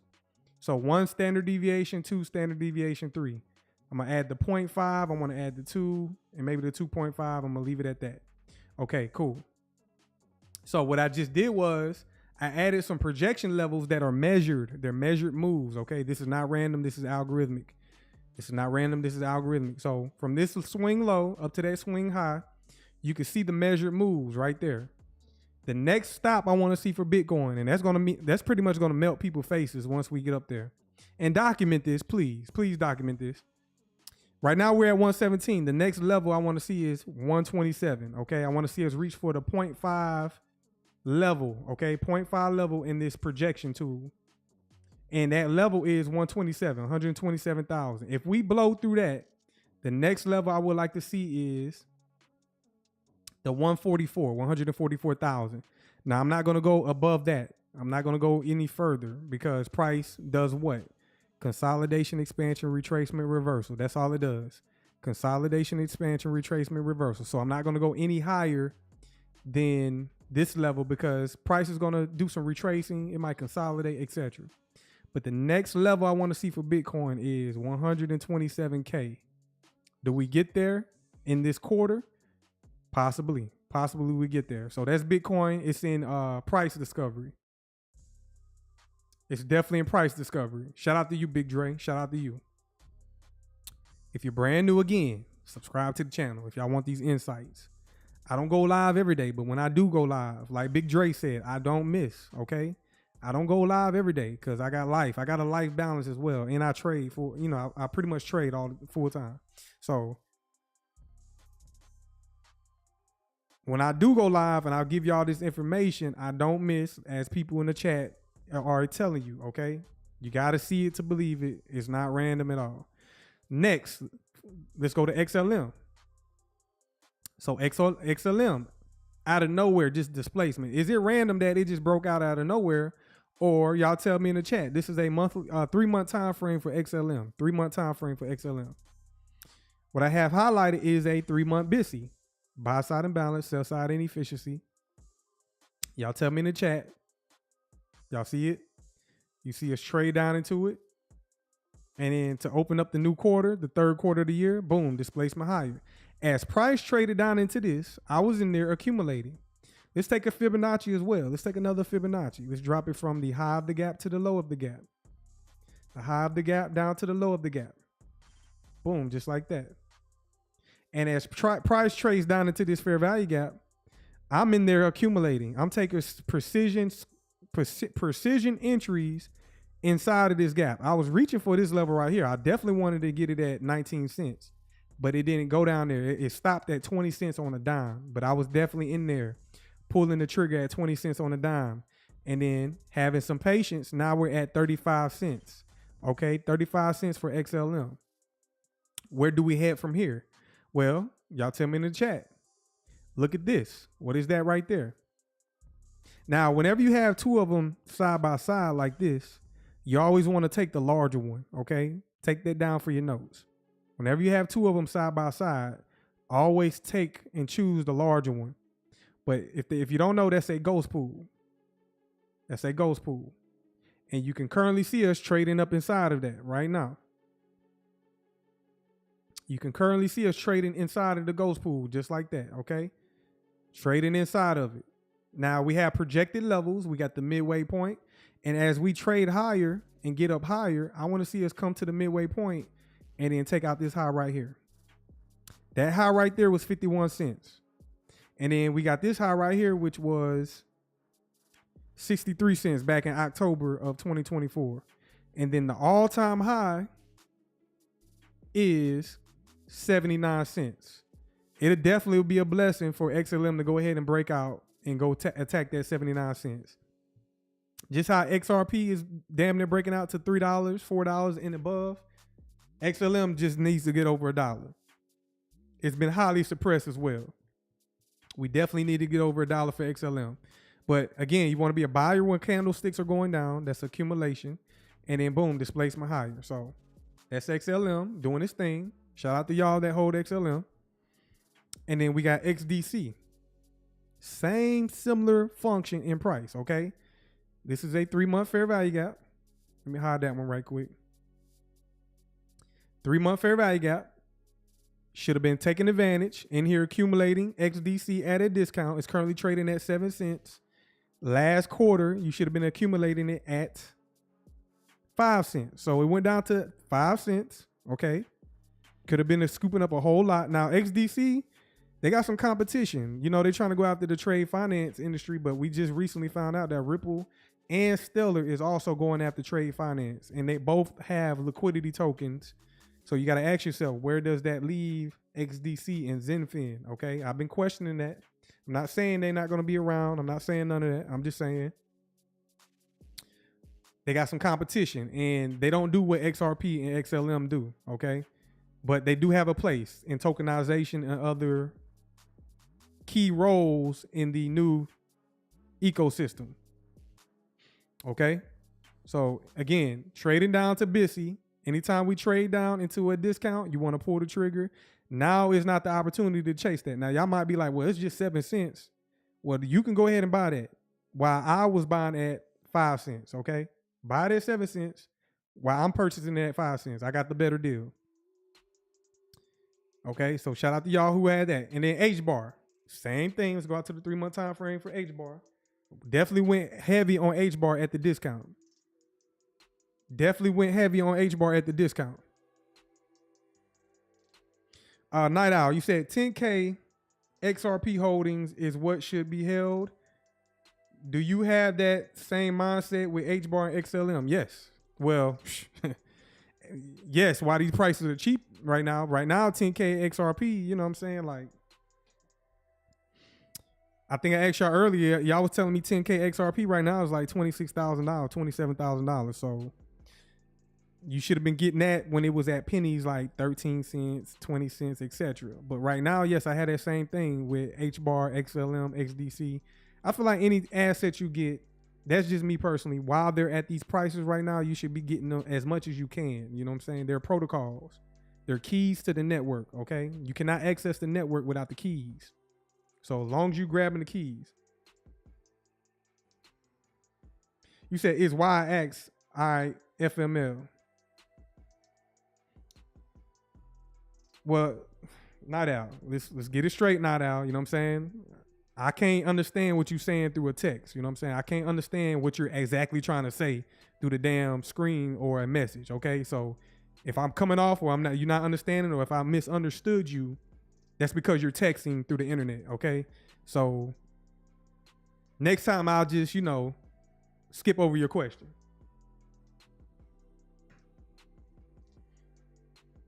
Don't be asking me no question if y'all don't want my insight. You ask me a question, then I actually tell you or respond to your question, and now it's a problem for whatever reason. So You said I'm just realizing a lot. Again, I can't understand how you feel or how you're coming off through a message. So I don't know if I'm turning up or if I'm, I'm overthinking it. I'm not sure, but I'm gonna take it. I'm gonna move forward. Again, H bar traded down to discount. And if you've been watching me, Night Owl, you should have been seeing me call it for the past months, at least the past 2 or 3 months. I've been telling y'all where to purchase this shit at every day. How many times I went on live and be like, these are my signals for the day. H bar, XLM, DAG, XDC. How many times have I done that throughout the past couple weeks, throughout the past couple months? And y'all, people, what people do is they hesitate. People don't move fast enough and they kind of hesitate and they don't take action. And that's where you get got at, because you didn't see the opportunity. You didn't take action. And Night Owl, you're in the signal service as well. This is the same shit. Like, whenever you see these things forming, you got to take action. You can't be hesitant. And when you're hesitant, you're either going to miss the opportunity or you're going to take a loss. Okay? So it is what it is. You're going to learn, though. You're eventually going to learn. I got you, Night Owl. I understand. But you're definitely going to learn. So now it's at 19 cents. Now you know, like, you could chase it. I mean, you could chase it because I ain't gonna lie, H-bar, when it moves. It kind of moves like XRPs. But again, I'm going to be buying that discount. Okay? And I'm going to be selling that premium. But these things that I'm talking about, I'm not selling at all. Anything else? Anything else y'all want me to check out in the crypto market? Anything else before I head up out of here and let y'all go? If you're brand new to the channel, please subscribe to the channel. Help me get over 1,000 subscribers. I appreciate all the 47 people in here. 46 people. Y'all smash the like button for the algorithm, okay? If you want more deeper insight to technical analysis and you want to be a part of a community, hit the link in the description for the Patreon and click the link in the chat. I got a pinned link in the top of the chat that you can select and join the Patreon to get further insight. Okay, tomorrow, y'all in the Patreon. Tomorrow we're gonna do a coaching session. We're gonna review the week in trading. So everybody that's in the Patreon, we're gonna review the week tomorrow. I don't know if I want to do it live. Y'all tell me. Y'all want me to do it live in public, or do we want to keep it private? Y'all let me know in the chat. I don't know. What y'all want. We shall see. Y'all want to do a private live or do y'all want to do a public live? And for y'all that are interested, do y'all want me to do it public or do y'all want me to do it? Do y'all want me to do it public so y'all can learn? Y'all let me know.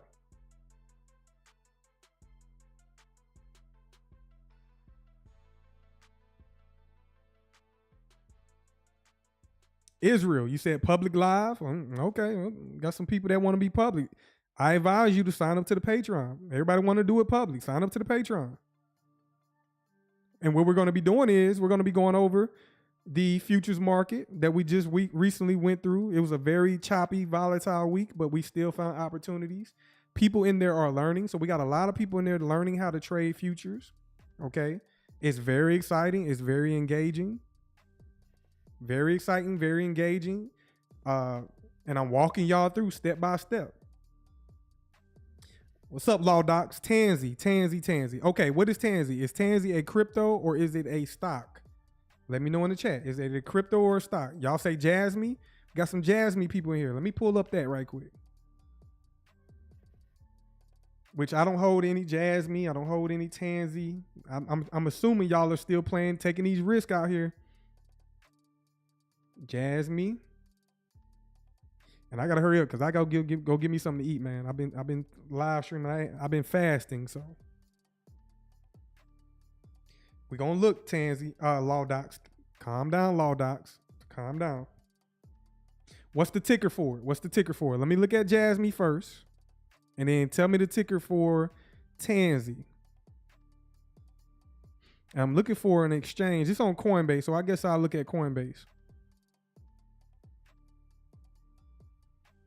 Man, is this the excitement for Jasmine? What the helly?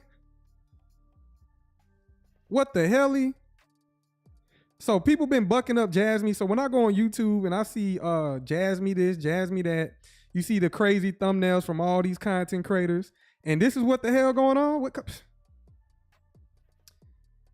the hell? What the hell? What is this? Y'all been putting y'all money in this?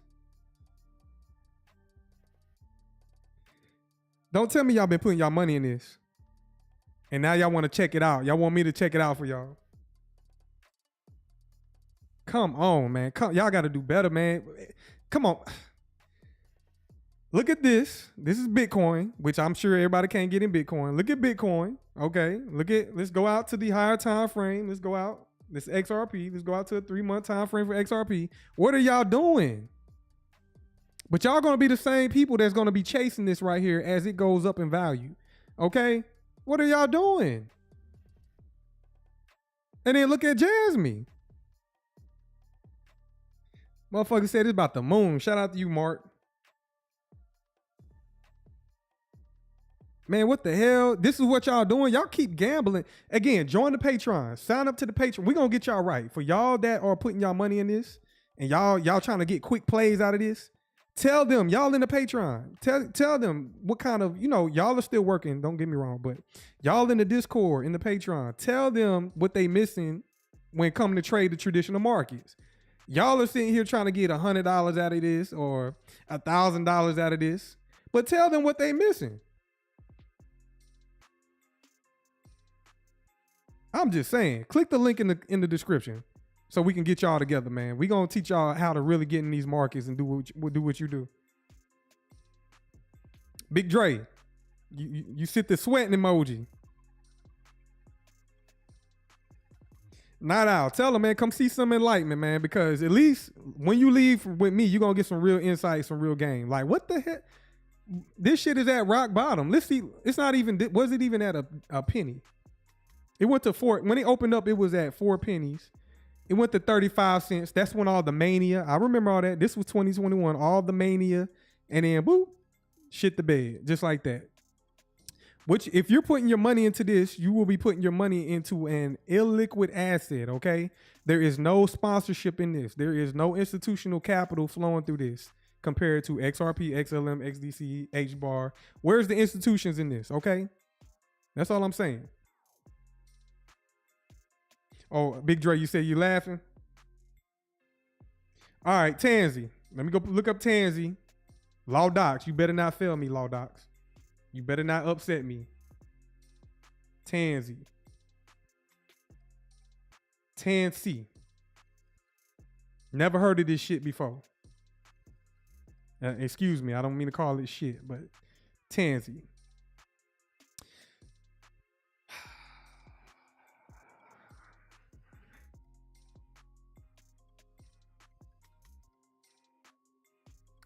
Law Docs, you wasting my time now.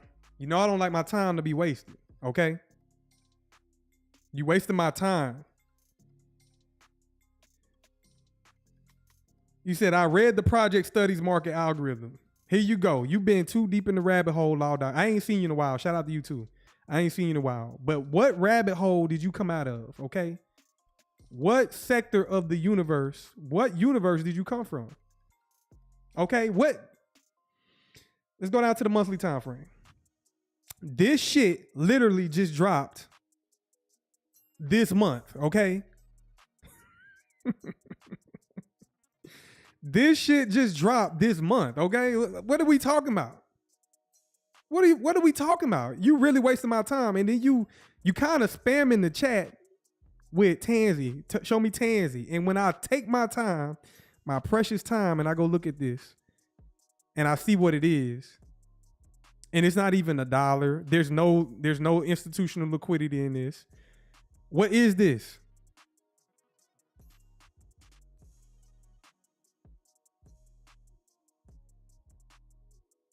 Yeah, yeah, Big Dre, I almost broke the back of my chair, bro. Like, man, this shit almost took me out of here, man. What is this? Please. If we gonna look at this, we might as well go look at Trump coin. Let's go see what Donald Trump coin is doing. Let's go look at see what Trump coin is doing. Since we gonna look at Tansy, We might as well go look at see what the Trump coin is doing. Look at that. Look at that. $9.83 Trump coin. After opening up, everybody chased it, and guess what they did? Wet the bed, just like that. Just like that. Law Docs, you said I traded between 3 cents and 8.5 cents since it launched. Law Docs, you need to get in the damn Discord. You need to get in the Patreon. You need to get over there ASAP, because we're going to teach you the proper way, Law Docs. I know you don't want your identity. We're not asking for your identity. Okay. I know you don't want your alias or your third identity. I know you don't want that revealed neither. Like, I know you know what I'm saying? Just get over in the Patreon so we can teach you how to trade, so you can learn the proper way to do it. You taking risk on shit that you don't need to be taking risk on. Like, but you want to move off grid. You want to live, you want to make all this money and move off grid. I understand you, but you're not going to get there gambling, okay? You're not going to get there gambling your money away. We're going to get there in a structured environment. But, I forgot. You can't trade in a structured environment because you don't identify as a United States citizen. So that means they can't KYC you, okay? They can't know you because you don't identify, okay? So I don't know. That's probably why you up in here taking risk on cryptocurrencies that just hit the market this month, okay?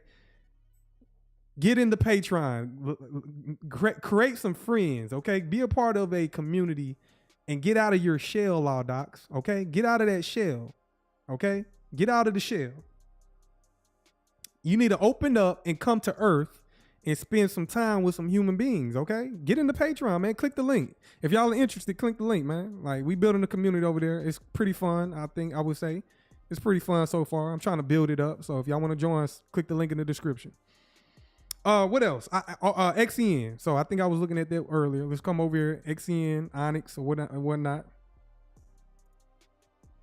Ondo. So I got XEN and Ondo. So we're going to look at both of them, I guess. So Ondo, to me, Ondo ain't looking good. It ain't looking too good.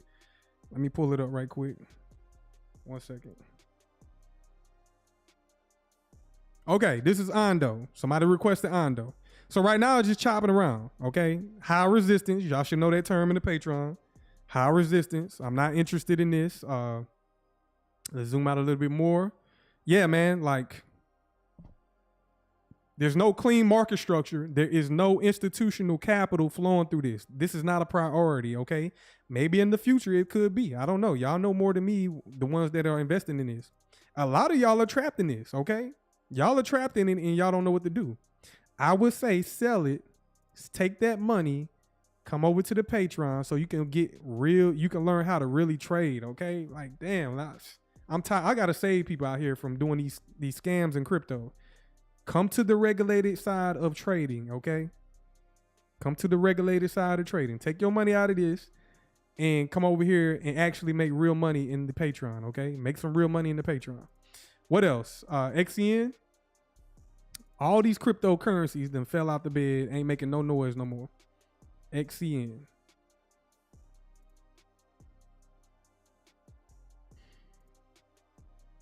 Onyx, let me see. XCN, boom.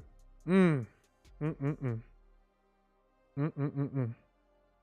this is what y'all putting y'all money in, okay? Right now, I wouldn't put my money in this. Look at the market structure. It opened up and it crashed. Now let me show you. Let's just compare. Okay, let's go to XRP. Let's go to XRP. When XRP opened up, you don't see that dramatic drop in price. Okay, this history goes all the way back to 2013. It doesn't just open up. That's just a good sign that okay, that don't make no sense. XRP opened up in 2013, and it had structure. Okay, it had clean structure. It didn't just fall out the sky. Okay, these cryptocurrencies that y'all are investing in are falling out the sky, just like this. Boop, here y'all go. And then y'all jump into it. They get your money. Okay, they start building liquidity. They start letting retail come in this. People start getting hype. They got some paid influencers start pushing it. Y'all go flood into it. And then guess what? They keep it suppressed or they rug pull y'all. Okay, that's exactly what this shit looks like. Okay. Okay. Pingu. Now, what the heck is Pingu? I'm going to go look at it. Pingu.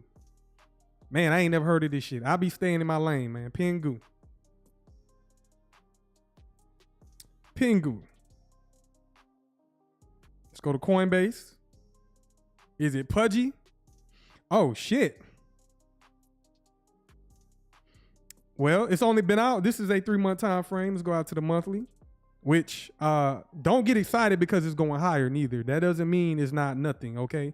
But definitely somebody is pumping this. I would not be chasing this, okay? But I'm sure somebody out there is like, man, I got a bag. I'm selling my XRP and I'm going to buy a Pingu, okay? Or Pudgy. Some people going to say I'm going to buy Pudgy and they're going to throw all their money into this and they're going to chase it because it's breaking out. Don't be a victim. Don't be a victim. Don't get excited because you see green candles. You only get excited when these candles go lower like that. If you wasn't in this back in February of this year, March of this year, that's when you get excited, okay? And there goes an order block just to prove to y'all these things function, these things repeat in everything because all the markets are coded. They're all algorithmic and they repeat the same functions over and over again. So there goes a down close candle order block. You can see a price open, trades down, triggers your limit order or your market order. Boom, displacement higher. But guess what? Now you'll be chasing it. So if you didn't buy it down here at discount, I would not be chasing it. Said it wasn't on Coinbase long. Shout out to you, OL. 45 people in the building, man. Shout out to y'all, man. Subscribe to the channel, man.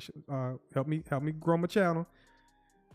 I know all 44 of y'all in here ain't subscribed. So if you're not subscribed, please subscribe. I definitely appreciate it.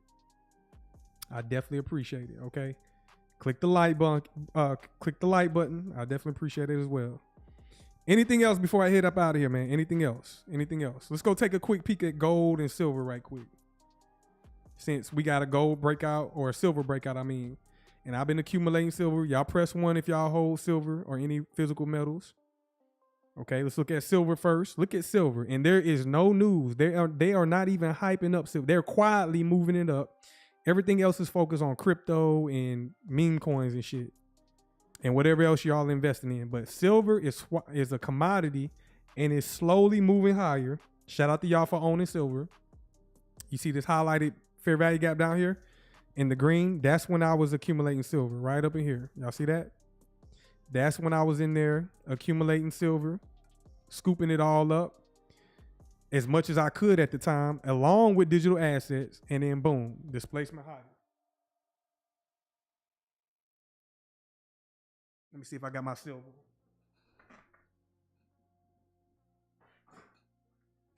Yeah, I got some silver close to me. I got some silver coins right next to me. So as you can see, silver. This is a little small little stash. Get you some silver. One of these coins right here, $38 an ounce, okay? One of these coins, $38 an ounce right now. I'm sure they add premiums as well, but one of these coins in my hand right now, $38, okay? Silver. Y'all see that? Get you some, well, right now it's at a premium. If you want to go chase it if you want to, there's better opportunities right now. But right now, it's at a premium. It's running higher. But definitely get y'all some silver, okay? When you can, at a discount. Right now, you'll be chasing it. You might get hurt. Get y'all some silver, okay? I don't have as much gold. Got some gold jewelry, but I don't have as much gold as I would like because guess what? Gold is goddamn expensive. Look at gold. Just open up. This is gold right here. Sitting at $3,300 an ounce. See, we over here talking about real assets. We're not over here talking about Pudgy. We're not talking about what's the other one? Tenzi. These names and shit. Where these names come from? Okay, we're not over here investing. We investing in real assets and we learning this skill set. We learning how to trade. Okay, we putting real capital to work. We investing in real commodities, and we're trying to grow generational wealth. Okay, trying to grow that generational wealth. Eddie, shout out to you, Eddie. The Undisputed Truth. Non-Carly, I was lucky to have bought some at $21.50 an ounce. That was a great buying opportunity. I wish I would have knew about it years ago. God damn it. I wish I would have known about it years ago. But you live and you learn. And then for y'all that missed it, you're going to have to live and learn until the next opportunity come. And right now, it's not right. It's not available. Discount ain't available right now. So you got to eat that. You got to live and learn with your mistakes. And going forward in the future, you know when something is at a discount, you better pull the trigger. Live frugal. Stop going to the Beyonce concert. Stop going to all the, whining and dining. When you down and out, you need to be putting money to work. You need to be saving money.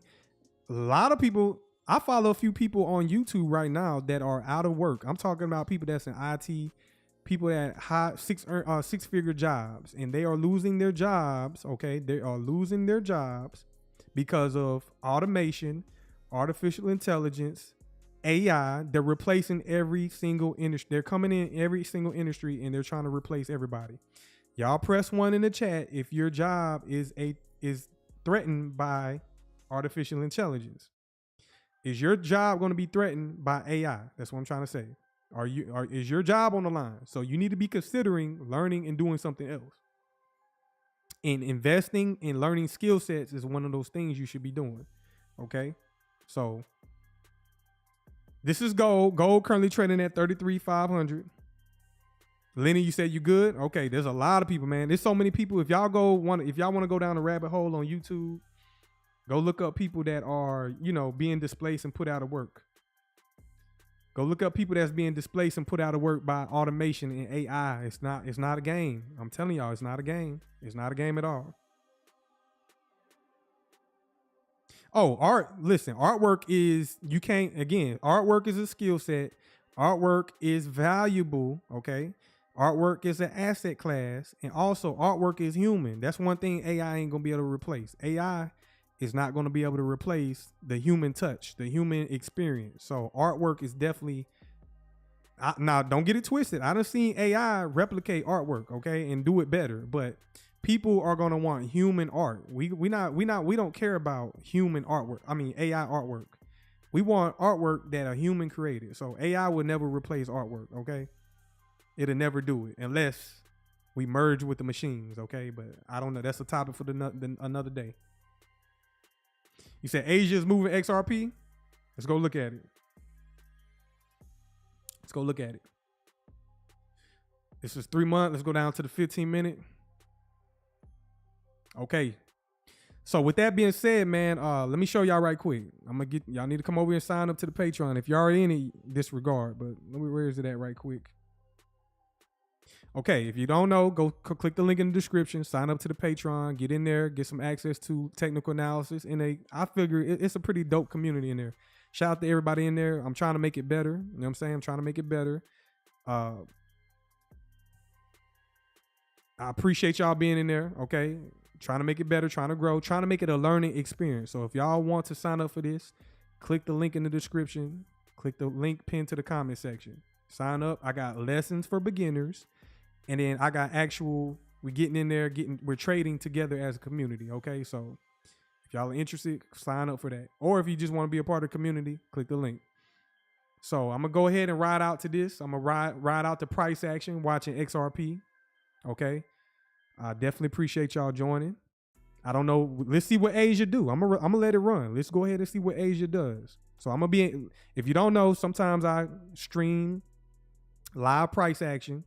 And as long as we got volatility in motion and price, we're going to live stream it. We're going to watch it. So I definitely appreciate y'all joining. Be on the lookout tomorrow for the coaching session. I'm going to do it publicly. And if you're not in the Patreon, sign up to the Patreon. So I'm going to leave y'all with this. Let me do this right quick. Yeah, I'm going to leave y'all with this. And I'll see y'all on the next one, man. Peace out. I'll see y'all in the Discord as well. If y'all in the Discord, I'll see y'all in the Discord. Peace out.